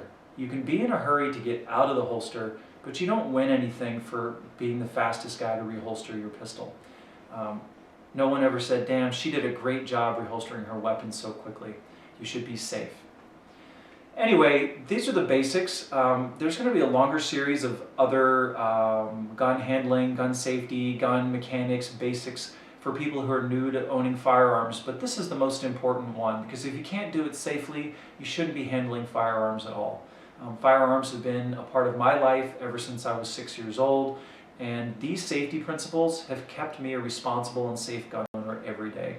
So anyway, this is Dr. Falcon. Thanks for watching. If you like this video, please subscribe to my YouTube channel. You can also check out my blog, Gibberish is My Native Language. That's located at journal.drfalcon.com. I hope you tune in for the rest of these videos and have a safe and fun time shooting.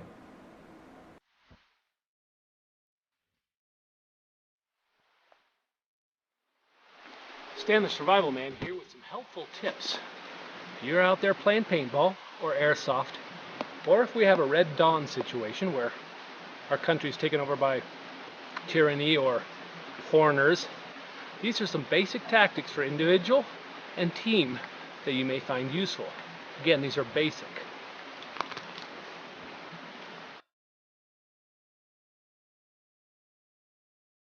Whatever equipment you use, make sure you're comfortable and familiar with it, like your load-bearing vest. Make sure it fits you well and is functional.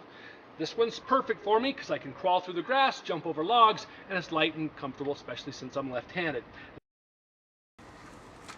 I was raised on the M14. This, in the reserves at the time, these were going out when the M16 was coming in, but I love its accuracy and especially its reliability. It will shoot under any conditions.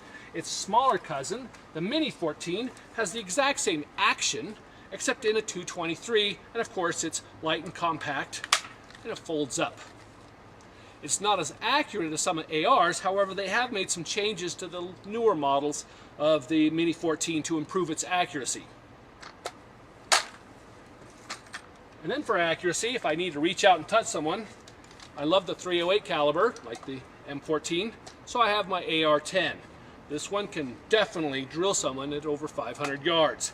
A little heavy though, so the Mini 14 is great in close quarters battle, urban combat, stuff like that. This is better long range, saying hello over quite a distance. But find out what works for you and practice with it. Practice, practice, practice. Get comfortable with it.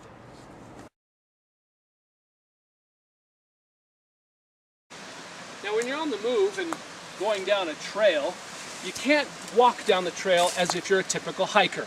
Most hikers are focused on the ground, looking at the trail where their feet are going to go, and then they occasionally look up. But if this is a tactical situation, you can't be focusing on the ground exclusively. You've got to be scanning the horizons and the bushes for bad guys. So you can't be looking at the ground.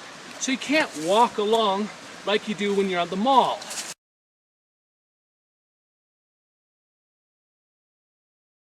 That's why the march was invented. You lift your feet up high. When your feet come up high and straight down on an obstacle, you're much more stable than if you're scuffing it straight forward. Let me show you. Most people who are walking, they're going to be looking down and they kind of walk straight forward. And see how your feet catch on the rocks? You can't do that if you're out there looking for bad guys. So you've got to be looking around and lifting your feet up higher, looking for bad guys. And so you don't have to worry about looking at your feet because your feet are coming straight down. Now if you're going along and you're just moving from point A to point B, you're in a slow, low ready march. Weapon is at low ready, and you're walking around scanning your environment. Now then, if you have to go to high ready, that means you bring your weapon up, and wherever your eyes are, the muzzle of your gun also goes.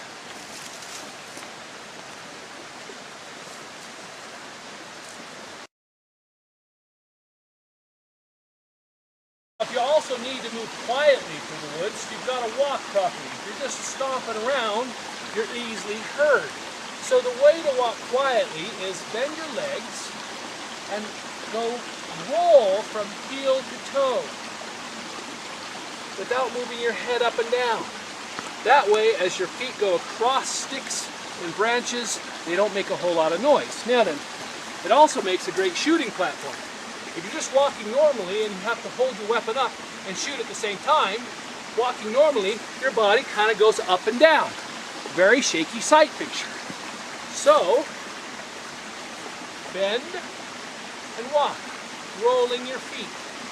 This way I can stay right on target without much problem. Now, in the ninja, in ninjutsu, they also had something called the tiger walk, which is also a very quiet way to walk. So watch my feet here. They alter it slightly. Kind of like they start from a weaver stance.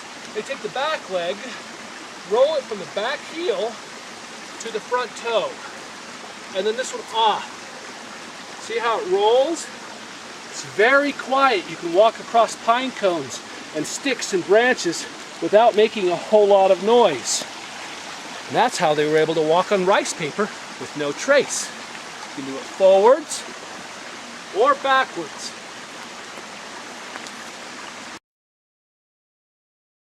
Now if you need to go to your pistol, there's some very favorite shooting platforms. When I draw my pistol, you can either go into an isosceles shooting platform or a weaver. Isosceles is like this, leaning in towards the gun, so the arm slightly bent, and your sight picture straight ahead of you. And there's the weaver stance, where this arm is locked out, this one comes down, it's isometric. I like the weaver personally because this is also a knife fighting position. It makes my body a smaller target, it's a stick fighting position, and the back stance in martial arts. Also, the benefit of this is when you're in this kind of position to shoot, if you go to a kneeling, most people will drop forward into a kneeling position. Or from isosceles, they'll drop forward into a kneeling position. I have seen several people blow their knees out doing that. A preferred, at least preferred for me, when you're in the weaver stance, you can drop back into the sniper kneeling. where you drop back instead of forward. So from here, I drop back. Did you see what that does? My arm goes right on my knee. I have a very stable shooting platform. And to come back up, I just press if I need to move. And down into kneeling. Much more stable for shooting than this kneeling position. Sniper kneeling from the Weaver stance. One of my favorites. Same thing with the rifle. The rifle, same movements. You can either drop forward in your knee or reverse it, drop back. There I have that very secure shooting platform with my arm resting on my knee. Very stable. My sight pictures barely moving. As opposed to this, a lot more movement on my red dot. Now if you go to prone, several ways to go to prone. With the rifle, as you're moving forward, you need to go to prone. You can keep your weapon level as you're shooting and put a hand down so that you can cover yourself as you go to a full prone. And now from a full prone position, I'm fairly well covered and I have a very stable shooting platform. Very little movement on the red dot.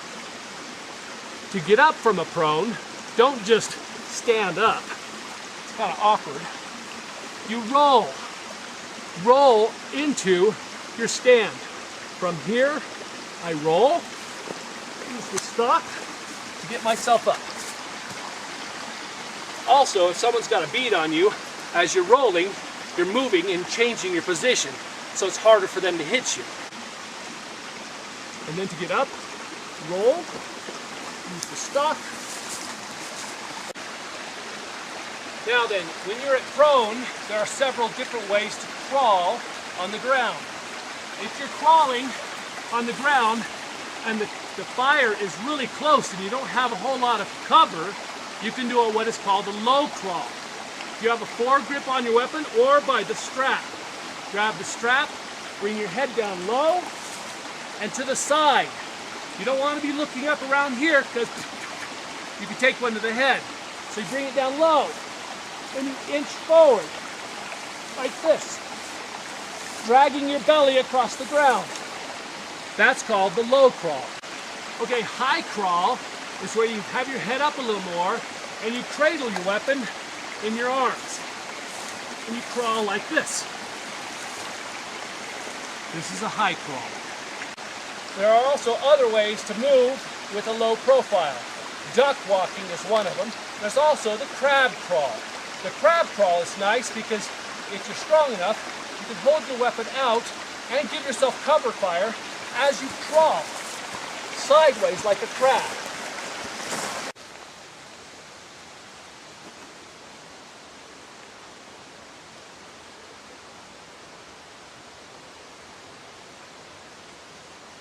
Being still is one of the best forms of camouflage.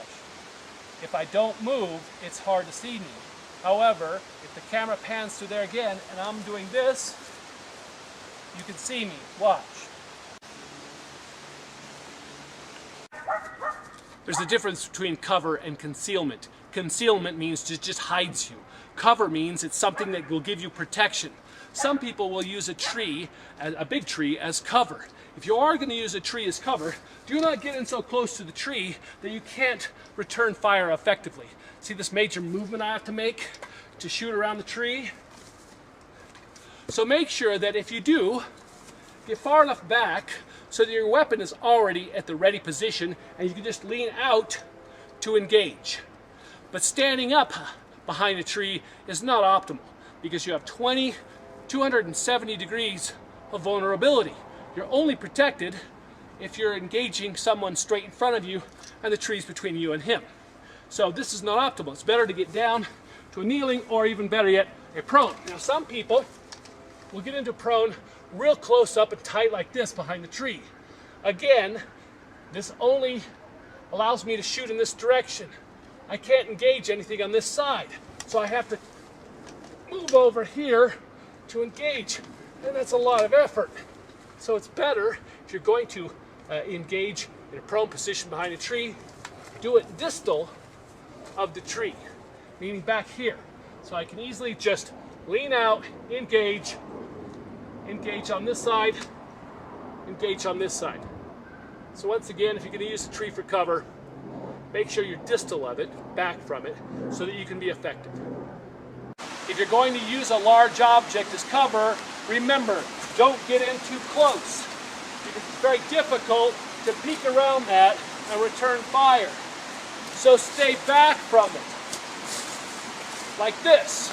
And if you need to return fire, all you have to do is lean out a bit to get on target. Or if you have to round the corner, slice the pie. Slowly move around the corner so you don't reveal too much of yourself. Again, stay back away from it. Now if you have to do a rush, in other words, I've got to sprint forward, you've got to do so quickly. If I'm here and I just take off running, I'm not going to be at my full speed. So step back a bit. You'll look, observe, looks clear, step back a bit and get a running start as you round that corner. This is why it's great to have a team. Someone else could give you cover fire. I may have to give my own cover fire and then rush. Or I could pop smoke. I could pull out my smoke grenade, pop smoke, and that may cover my rush. But this is what a rush would look like. Don't start down here, but start back up here. If I have to, cover fire, boom, boom, boom, boom, boom. Back, and then go. When in an urban setting, make sure you don't confuse cover with concealment. This building is concealment because it's made out of wood. Bullets could rip right through it. A brick building or a cinder block or adobe building would be more cover. Anyways, I'm going to do a rush around this, but the best way to do a rush besides myself is with a teammate. My wife will be my teammate. Come on in. So she takes the corner because I'm going to make the rush. She'll slice the pie, engage the target, and give me the signal for movement. Then I will make the rush. We could use smoke grenades to also shield our view.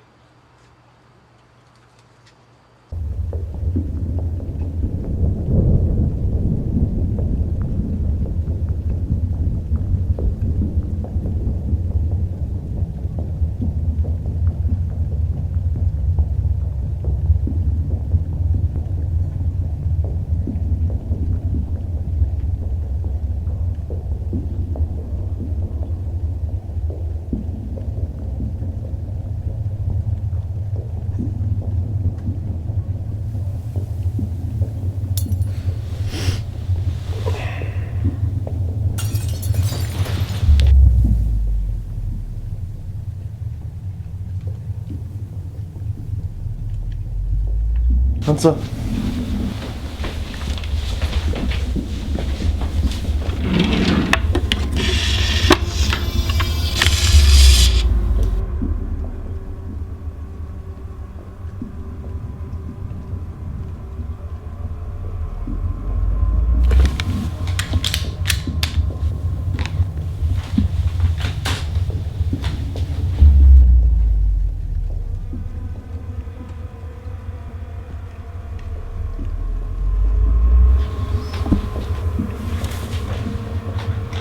Stay in the room. Lock the door.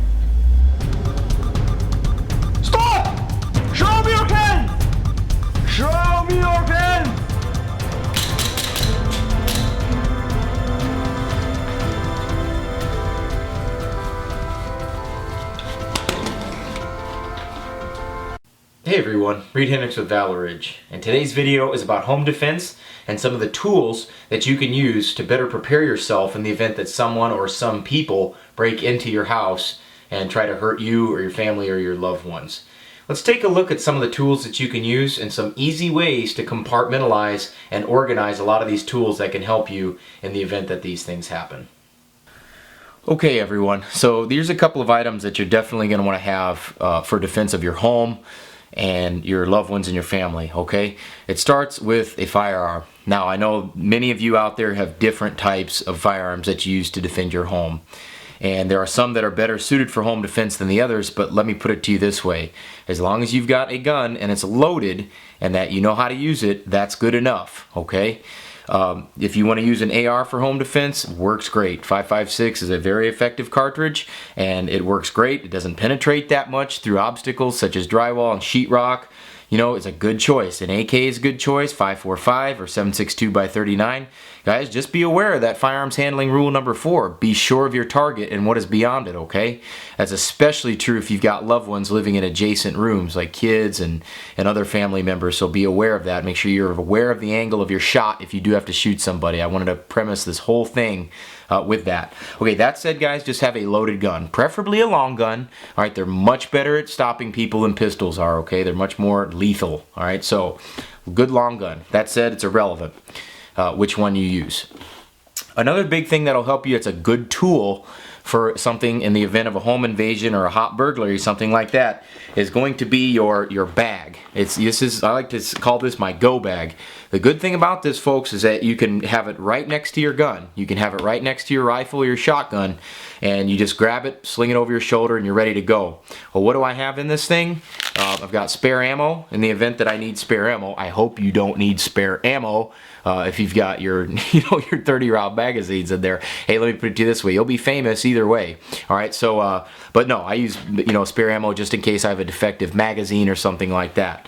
Also, what I have in here, folks, is attached to this, as you can see, you'll see I got my tourniquet attached to this, okay? If someone breaks in the house and wants to harm me or my loved ones, there's a good chance that we're going to get injured, so we've got to be able to stop bleeding and handle that when the time comes. The tourniquet's a very good tool, so I just put that right on the strap there. What I also have in here, folks, is medical equipment. A lot of times people don't see, once again, I've got another spare tourniquet. You may need more than one tourniquet, guys. You may get hit more than once, okay? Got rubber gloves just in case you need to treat somebody else. Plastic for chest seal. I've got gauze, okay, to pack wounds, to pack gunshot wounds or knife wounds, okay? I've got a more plastic just in case you need to seal something else. I've got some Hemicon, a hemostatic agent. It's kind of like Quick Clot or Celox or something like that. And I've also got my needles for chest decompression if I need to do that. And I've got NPA, nasal airway, for that. Alright, that also is a good thing to have. And of course I've got a pressure bandage, okay, or an H bandage, just a bandage that can be used for any kind of wounds. Why do I carry so much medical equipment? Well, a lot of reasons. You have to understand that in the event that you have to use this in defense of your home or your loved ones or yourself, that the police are going to get there and the medical people are not going to be allowed on scene until the police deem that scene secure. That could be a very long time. It could be as long as a half hour to as long as 2 hours. You think about it, you get arterial bleeding, you've only got, anywhere between 1 to 2 minutes, so people bleed out pretty quick. You've got to be able to stop wounds on your loved ones. How crappy would that be if you see your family or your loved ones dying right before your eyes because you don't know what's going on or you don't have the medical equipment?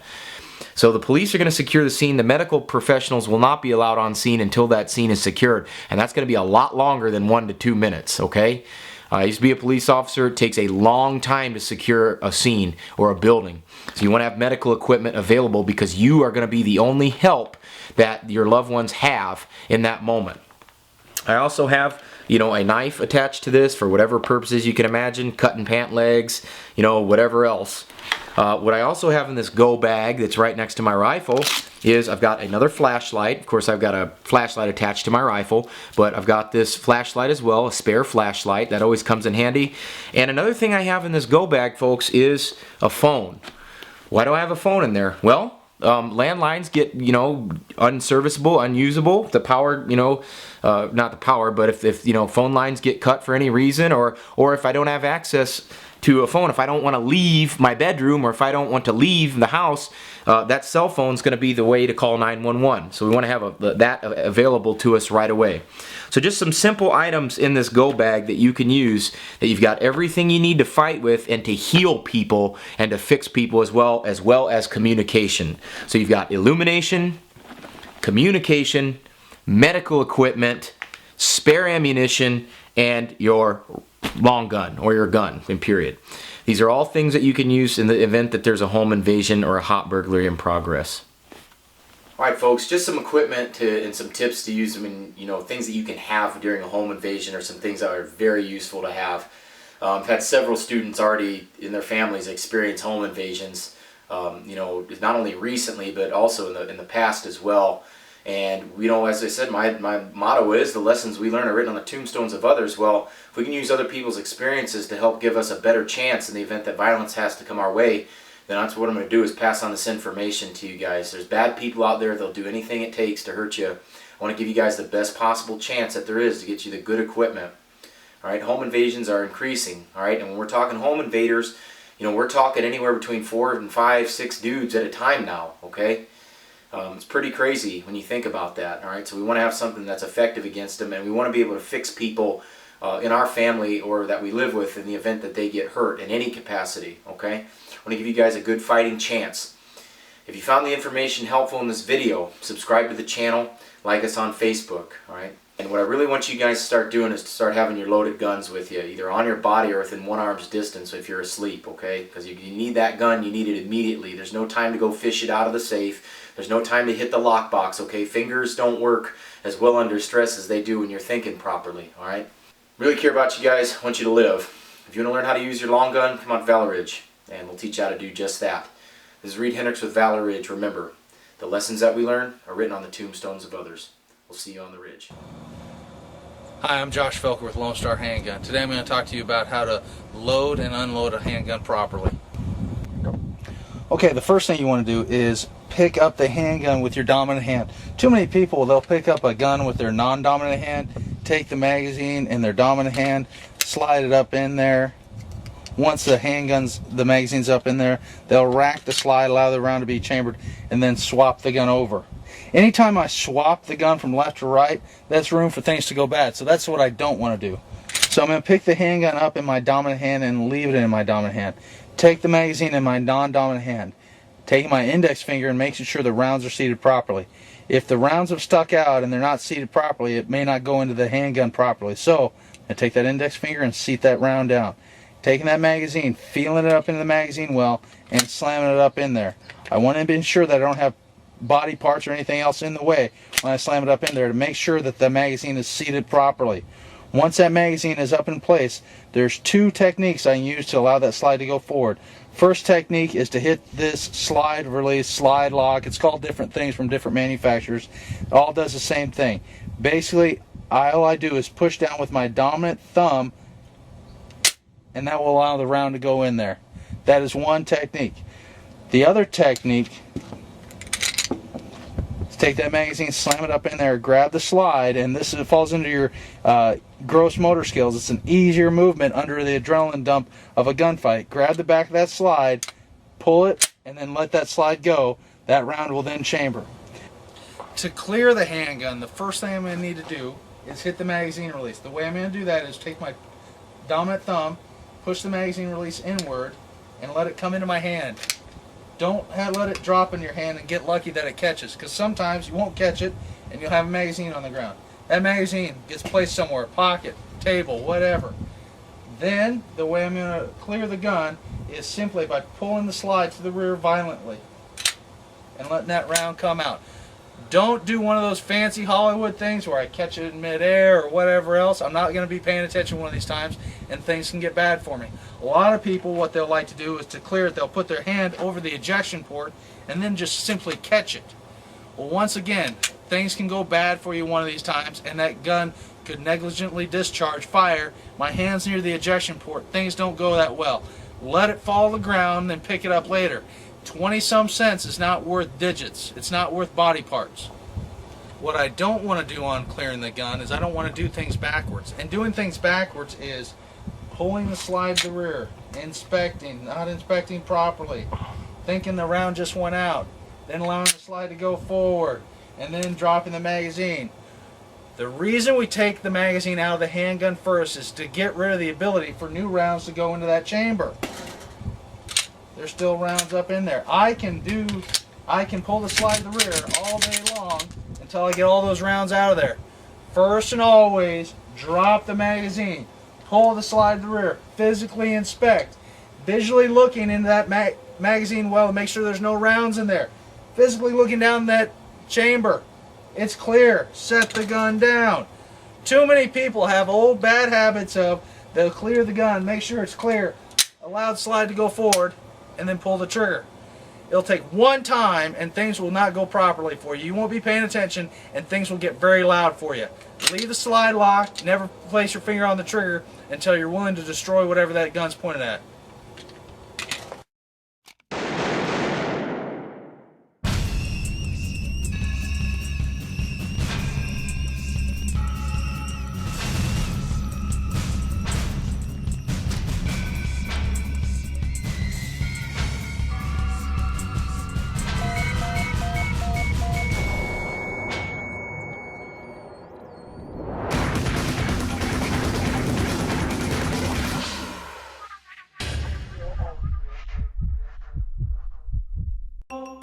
The average person blinks 11,000 times per day, and an average blink takes only 300 milliseconds to complete. But the blink of an eye is all the time it can take for your life to change forever.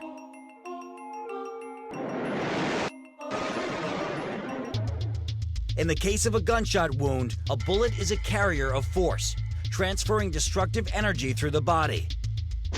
A bullet ripping through tissue can cut a cavity 30 times wider than the path it takes, causing secondary damage to the surrounding area.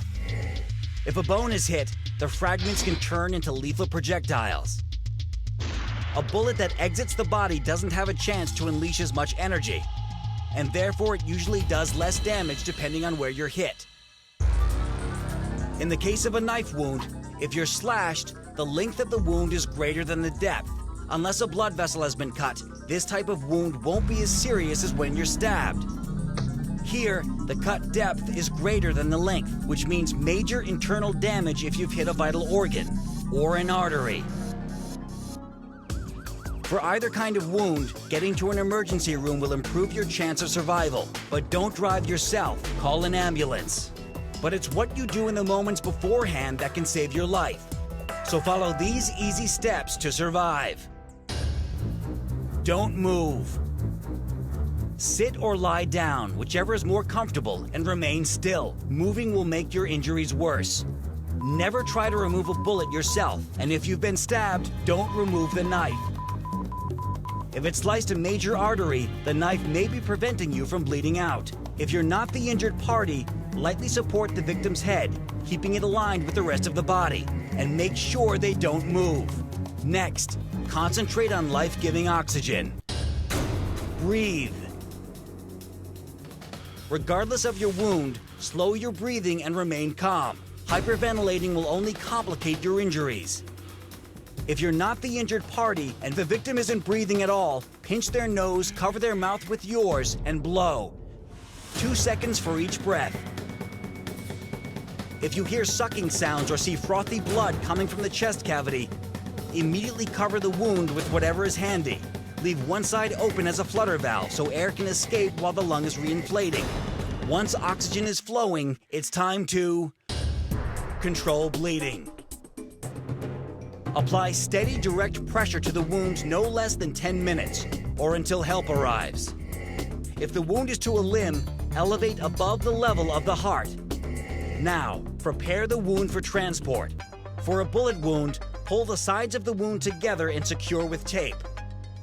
For a protruding knife, stabilize with heavy dressing of gauze or cloth.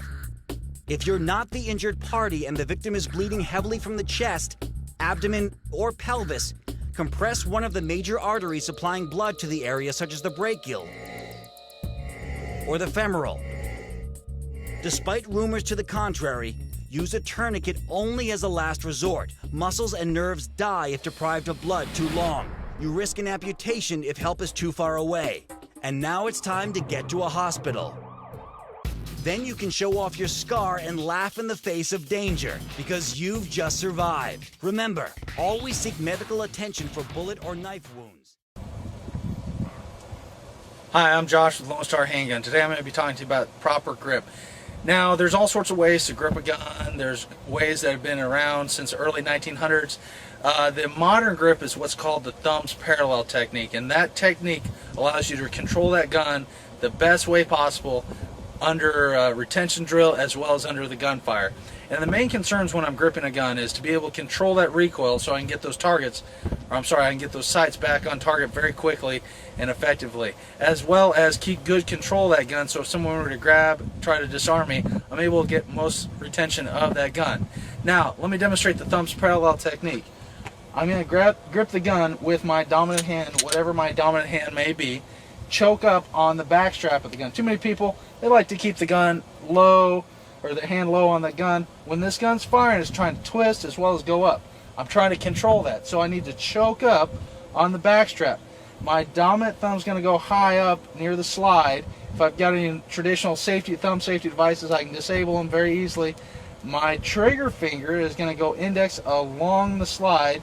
My non-firing fingers are going to go directly underneath the trigger guard. My non-firing hand is going to extend out like I'm shaking somebody's hand and go directly underneath the trigger guard, and then my non-firing thumb is going to go forward and below my firing thumb. This is what's called the thumbs parallel technique. Notice how they're kind of locked in. I have a full 360 wraparound on this gun. The most hand I can get on this gun, I've got it on there. My thumbs are high up. Now, a lot of people want to put their thumbs low. The problem with the thumbs low is that it interferes possibly with your trigger finger. And the last thing I want to do is have my trigger finger rubbing up against a body part. Also, the higher I can get those thumbs near that axis, when this slide recoils, when the gun comes back, I'm able to control that recoil so much better. Arms are locked out, hands, the wrists are locked out, good firm grips on that gun to help control that recoil. Thumbs parallel method. What you don't want to do is put your thumb over the back strap. This is what you do with a revolver. It's fine with a revolver, not so good with a semi-automatic. As that slide comes to the rear with this thumb over the back strap, it's going to create a boo-boo. And the last thing I want to do is have stitches or a band-aid. Another poor technique I see on the range quite often is where people grip the gun like it's a rifle. They're up there shooting it like this. The problem is, anytime I have my hands near the business end of a gun, it's a bad idea. Thumbs parallel technique. Many people were taught years ago the what's called cup and tea method. I cup it like it's a cup of tea. It's not bad, it just doesn't control the recoil as well as the thumbs parallel. Keeping those thumbs high. Even if my thumbs are touching the slide, it's not going to interfere with the operation of the gun. As long as I'm not putting a ton of pressure on that slide, I'm able to control that recoil so much better the higher up I have my thumbs and the higher I'm closer to that center of axis. Go. Alright, so what I'm going to do is have a good sight picture, place my finger on the trigger, and engage when there's a threat, and keep those hands rigid, locked out like it's a good firm handshake. Alright, so from this angle right here, you notice the thumbs are parallel, trigger finger's indexed. Once my sights are on target, my finger goes on target. I'm going to keep my wrists firm and rigid to help control that recoil, and every time I have a sight picture, I'm going to press the trigger. Stop! Stop! Stop! Hi, I'm Josh Felker with Lone Star Handgun. Today I'm going to talk to you about the basic stance and fundamentals of a stance. Now, the reason a stance is important, it allows you to operate the handgun and help control that recoil at the same time being mobile. Attacks are never generally going to come at you from the same direction. You need to be able to be mobile to move quickly. Now, there's two fundamental things on that stance. First thing is, I want my feet shoulder width apart. I want them shoulder width apart so I can move at an angle quickly. 75% of shootings happen at 5 feet or under. I might not be the best shot, but I do need to be able to move out of his or her way if necessary. So feet shoulder width apart. My center of gravity needs to be forward, not to the rear. Handguns don't have a whole lot of recoil, but the recoil they do have is magnified if I got my center of gravity back here and I'm rocking on that gun. So I need to lean into that gun to help control the recoil. Now, two schools of thought when it comes to stance. There's what's called the combat isosceles and also the improved Weaver. I'm going to demonstrate both. Now on the combat isosceles, remember feet are shoulder width apart, square up to my target. Wherever my target is, I'm generally facing directly at it. My knees are slightly bent. The weight is on the balls of my feet and not my heels. Remember, center of gravity needs to be forward. My arms are going to be punched out, extended out. Not locked out, but nice and rigid to help control that recoil. And this is basically the combat isosceles, where I'm making a triangle type deal with my arms. They're completely extended out. Now, the advantage of this stance is that it controls the recoil with both hands. When that gun's recoiling, I'm able to control that recoil with both hands. My center of gravity, I move forward with my target straight forward on me. The next stance is the improved Weaver. It's also probably the most common stance. Most people probably grew up learning how to shoot this type of stance. Improved Weaver is where I take my dominant leg and it's to the rear. My non-dominant leg's forward, feet are still shoulder width apart. It's also referenced as the fighter stance, a similar stance you might get into if you're about to fight. I'm kind of at a candid angle. My dominant hand's going to be extended out with that handgun. My non-firing hand's kind of at a bent angle. So as I bring this gun out, arms extended out straight, right here. My non-firing hand's kind of bent. It's a push-pull. Advantage of this stance is that this is probably the most common stance. Most of y'all probably shot a rifle or a shotgun kind of at this candid angle. It's also easier for some people to control the recoil. The disadvantage to this stance is it's not a natural stance. You might find yourself in a gunfight. You know, you'll find yourself in various stances depending on the situation, but most people, instead of having this push-pull like the improved Weaver was designed for, most people, because of the adrenaline, will punch out completely and be in that combat isosceles as is. So, combat isosceles helps control that recoil better because both arms are extended out. Improved Weaver got one extended out, but the main recoil control is with your right hand, or I'm sorry, your dominant hand, whatever hand that might be. A lot of people like to shoot the gun like this. They think they can get real accurate sights, but it jumps up on them. The main thing in a defensive situation is I'm trying to put lots of big holes into somebody very quickly.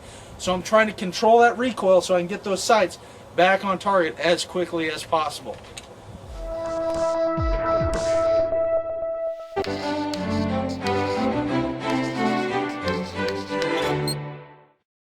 Hi, I'm Kristen from Stuff Mom Never Told You, and if I take this imaginary gun and fire it straight up into the air, what's gonna happen to those imaginary bullets? Well, the old saying, what goes up must come down, is an appropriate way to start off this conversation, because that's exactly what happens to stray bullets fired up in the air if you want to go crazy and shoot your guns in the air. If you shoot a gun up in the air, that bullet's gonna travel up to a mile high, depending on the angle of the shot and the power of the gun. And once it reaches its climax in the air, that bullet is gonna fall. Now, air resistance limits its speed, but bullets are designed to be fairly aerodynamic, so the speed is still quite lethal if the bullet happens to hit someone. Now, if you're in rural areas, say, all is firing guns out in the fields, the chances of hitting someone is pretty low because the number of people is low. But if you go to a crowded city, going to someplace like, I don't know, Times Square and start firing off a gun, well, A, you're gonna get in a lot of trouble, and B, the chance of hitting someone is gonna go dramatically up because the number of people have gone up as well. And the fact of the matter is, people do get killed quite often by stray bullets. Therefore, most major cities have laws in place to try to keep people from shooting guns in the air in celebration. So if you wanna celebrate, I don't know, think of alternatives like high-fiving or eating ice cream. Now, what would you do if someone broke into your home, or what could you do legally? Tonight, a CBC investigation into what's legal and what's not when it comes to self-defense in Canada. Our Scott Frolick talked with a legal expert about what you can and can't do to defend yourself in an unprovoked attack. When someone attacks you at home, you can do almost anything in self-defense, including killing them to save your own life. That's exactly what the man did living in this Alberta farmhouse. When two men busted in at 3:30 in the morning, the homeowner fatally stabbed one and seriously injured the other man. The homeowner was never charged. Lawyer Rod Gregory outlined what is and what is not allowed when it comes to self-defense in Canada. He cautioned the laws are not black and white. The rules for self-defense are far more strict in Canada. You can use lethal force to protect yourself at home, but only if the attacker threatens you. If the intruder is only trespassing, forget it. Here's a gray area under Canadian law when it comes to carjacking. Say you have a baseball bat in your vehicle, but you're going to a game or coming from practice. If you use this during self-defense, that could be allowed under the law. But if you use this same bat just for protection, you are probably breaking the law. You can't just carry a weapon on the whim that someone may randomly attack you. I talked with Suki Carr while she got into her vehicle in downtown Edmonton. If you use this as a weapon to hit somebody, yeah, that would be fun because you would normally have one of these. But if I kept a baseball bat in my car, I wouldn't be allowed to use that. Suki works downtown. As a young, vulnerable woman, she believes she should be legally able to carry weapons like pepper spray. We need to be changing these laws. We're not protecting anybody. If Suki were mugged on the street, she could fight back, but if she used a prohibited weapon during that attack, she could find herself charged. That's ridiculous. I think I should be able to defend myself at any means necessary if I'm being assaulted or attacked. There are limits to self-defense in a mugging, no weapons, and you have to know when to stop. If the fight's over, and then you start kicking the person in the ribs and face, you're no longer in danger. Now you have used excessive force. And by using excessive force, you are now committing an assault.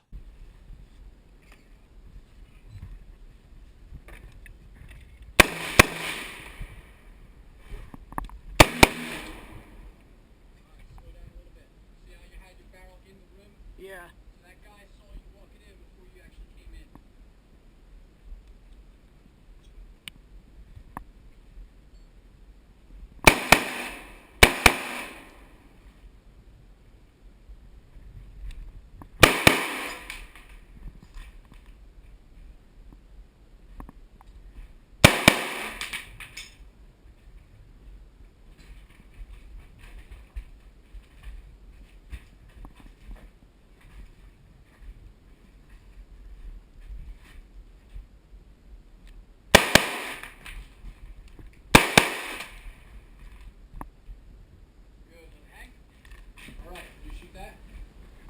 Fuck no. So, that was really good. Just keep in mind, if someone was breaking in your house, where would you hide? Most likely behind a dresser, shoot from under the bed, or out from the closet, or, you'd probably hide somewhere. Right. So, that was supposed to be a fuck you. It was. You know what I mean? Because we're so focused in on the height and you're looking down your barrel, you have to remember, you pan, look from the bottom to the floor. Pan, bottom, floor, just like you're patrolling in the woods. Look close, far, up the tree, or buildings, look at the face, look at the windows, look at the roof, face, windows, roof, alley, so it's... The old stairwell, right? Probably walked up this several 10, 15, 20 times a day. Never thought about how this could be a funnel, right? Well, a grown man enters this stairwell, and you're on the other end. It's no different than that hallway. You've got to make a decision.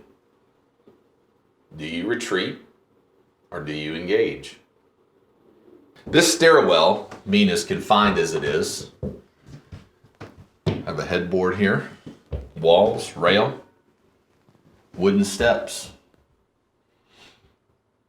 You've got to be able to get out of this as quickly as you can, because it's not going to be good for either one of you two. So think about this. If you're moving up the stairs, and should nothing be up there except him in your master bedroom, you've pretty much got an easy decision to make.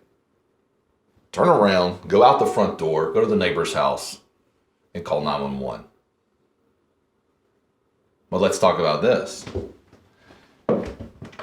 If you're in the stairwell at home and it's night and you've heard a noise and you start to move down the stairwell and you find a guy right here, what do you do then?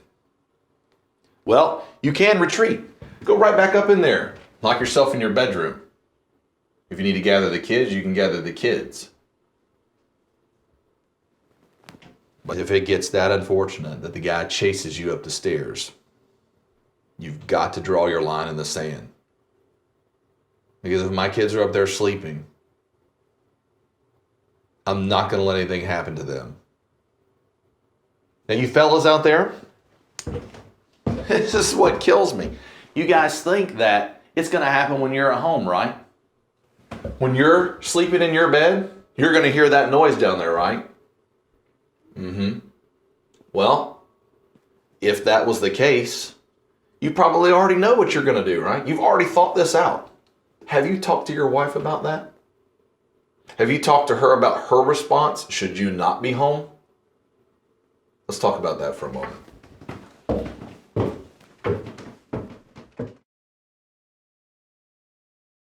So for whatever reason, you've decided to come down your stairwell. Maybe you've heard some glass break. Maybe you heard a bump in the night that gave you the willies. Want to come check it out.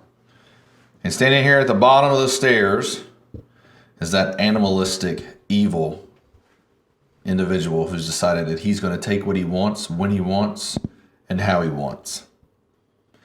So maybe this is at night, and maybe you were sleeping soundly with your children right upstairs, and you heard that. So the thought is, from people that I've talked with, mainly women, is that should I encounter somebody in this stairwell, I would turn around, run, grab my kids, go to my bedroom, lock the door, get behind the bed, lock myself in a closet, and call 911.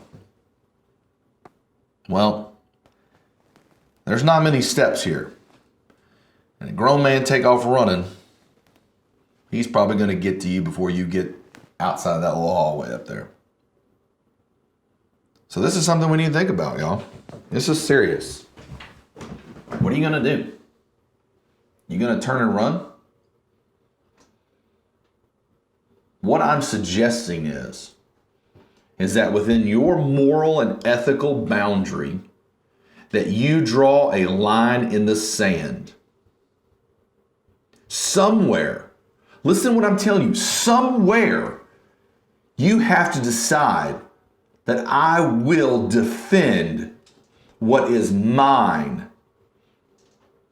You can't expect that someone will come and rescue you, because the police times are just not what they need to be. So you may be thinking, well, EJ, I really don't see any way out of this. This is not a good situation any way you put it. It's a very bad situation. But I think that because you're there watching me right now, that you have a desire for that not to happen to you. And so what I'm telling you is, husband, wife, college student, or that great bingo player, decide what you will and won't do. And what you will do, do it. Do it hard. Do it fast. Be committed. There is nowhere to run in a stairwell except back. All right, I hate stairwells.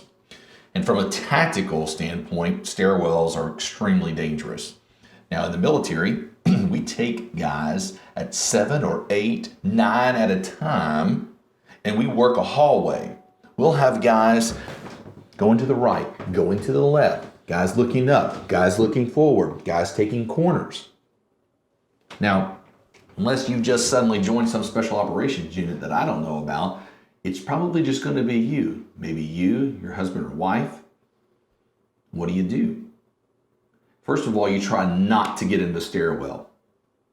If you can recognize a threat, that allows you to give distance to that threat, which distance equals time, and time equals life. So we call that in the military, we call it time is life situation. The time is life situation. The more time that you can give yourself, the longer you're probably going to stay alive. So instead of blindly rounding this stairwell, if something goes crash in the night and you just can't fight it, you have to come look. How about round that stairwell and just take a peek before you start committed to come down it? Again, time is life. All right.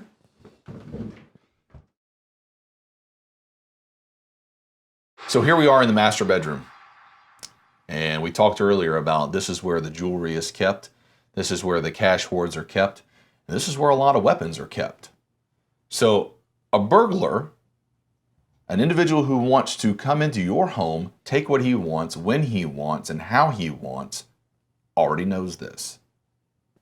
So he's going to bypass a lot of things laying around downstairs to get to here. Now, we talked earlier about the daylight guys and the nighttime guys. The daylight guys, they want that TV. They want the microwave. They want the video camera that's sitting out. They want the iPads, the iPods, all that stuff they can liquidate really quick, get some good cash for it, and then they roll out, right? The nighttime guy gets off on watching people suffer while he takes what he wants to take. He's coming here. Are you ready? So let's get a scenario, right? Because this is the typical scenario that I hear about. Husband and wife laying in bed. Wife hears something going on. She wakes up the husband. Hey, honey, there's something going on downstairs. Oh, whatever. You're fine. It's nothing. Crash, bang, boom, whatever goes on downstairs. Oh, man, you're right. Stay here. I'll check it out. How many times have you played that scenario off in your head? You may have already done it twice, 3 times, 4 times, only to find out it was just a dog or it was just somebody coming home late one night, been out drinking or whatever. And it worked out okay for you. But if you know that guy's coming, as what I've already told you, he's coming. He's coming right here. You leave this bed. Your 13-year-old is sleeping next door. Your 8-year-old is down the hallway.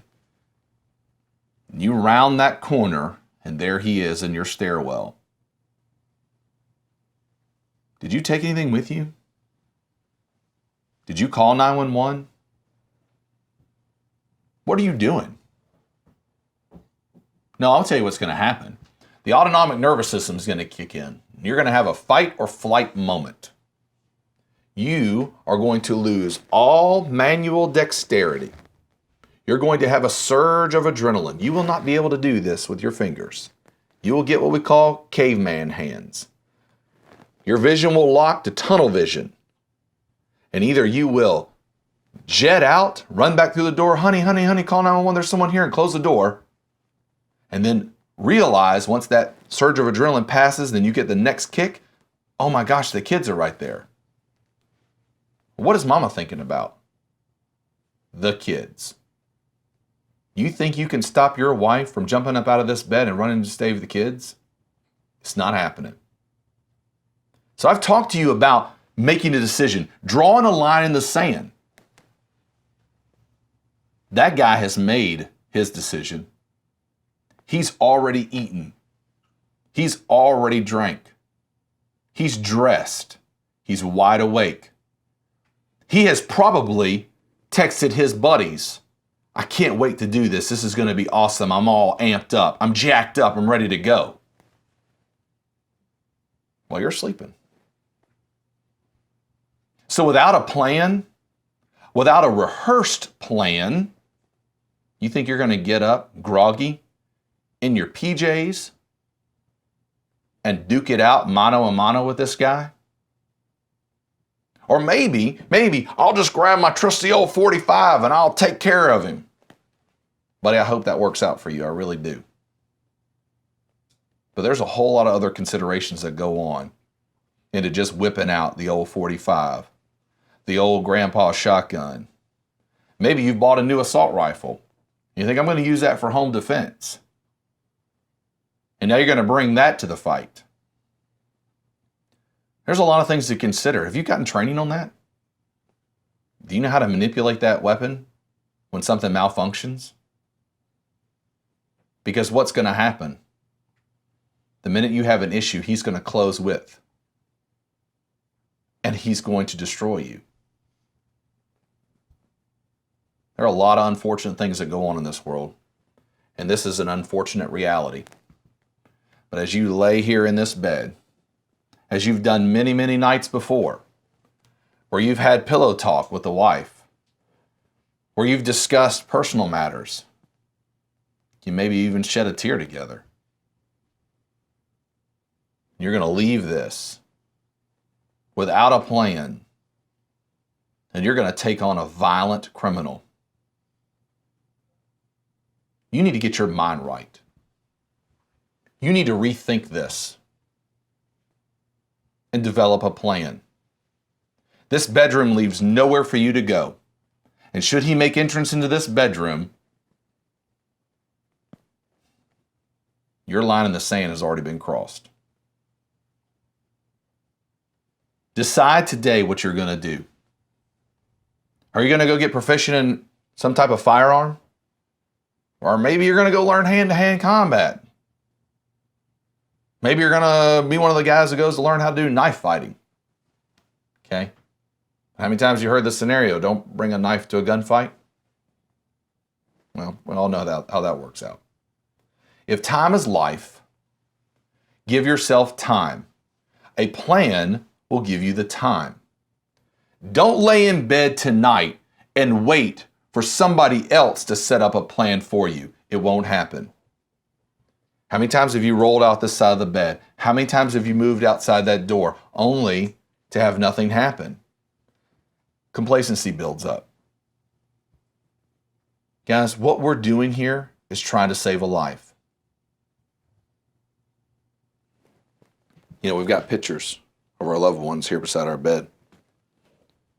We would do anything to save them. And most of us would lay down our life for them.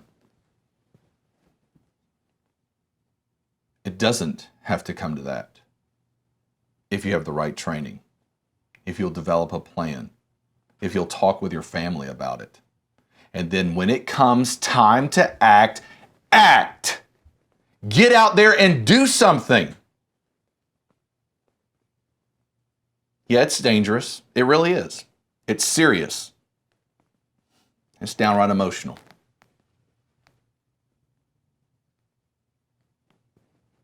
It's real emotional, guys. But it'll be even more emotional standing over a coffin.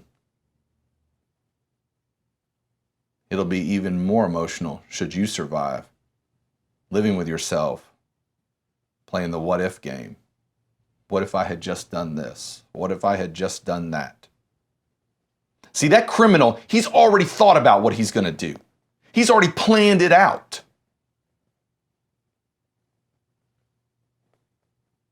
Where are you at?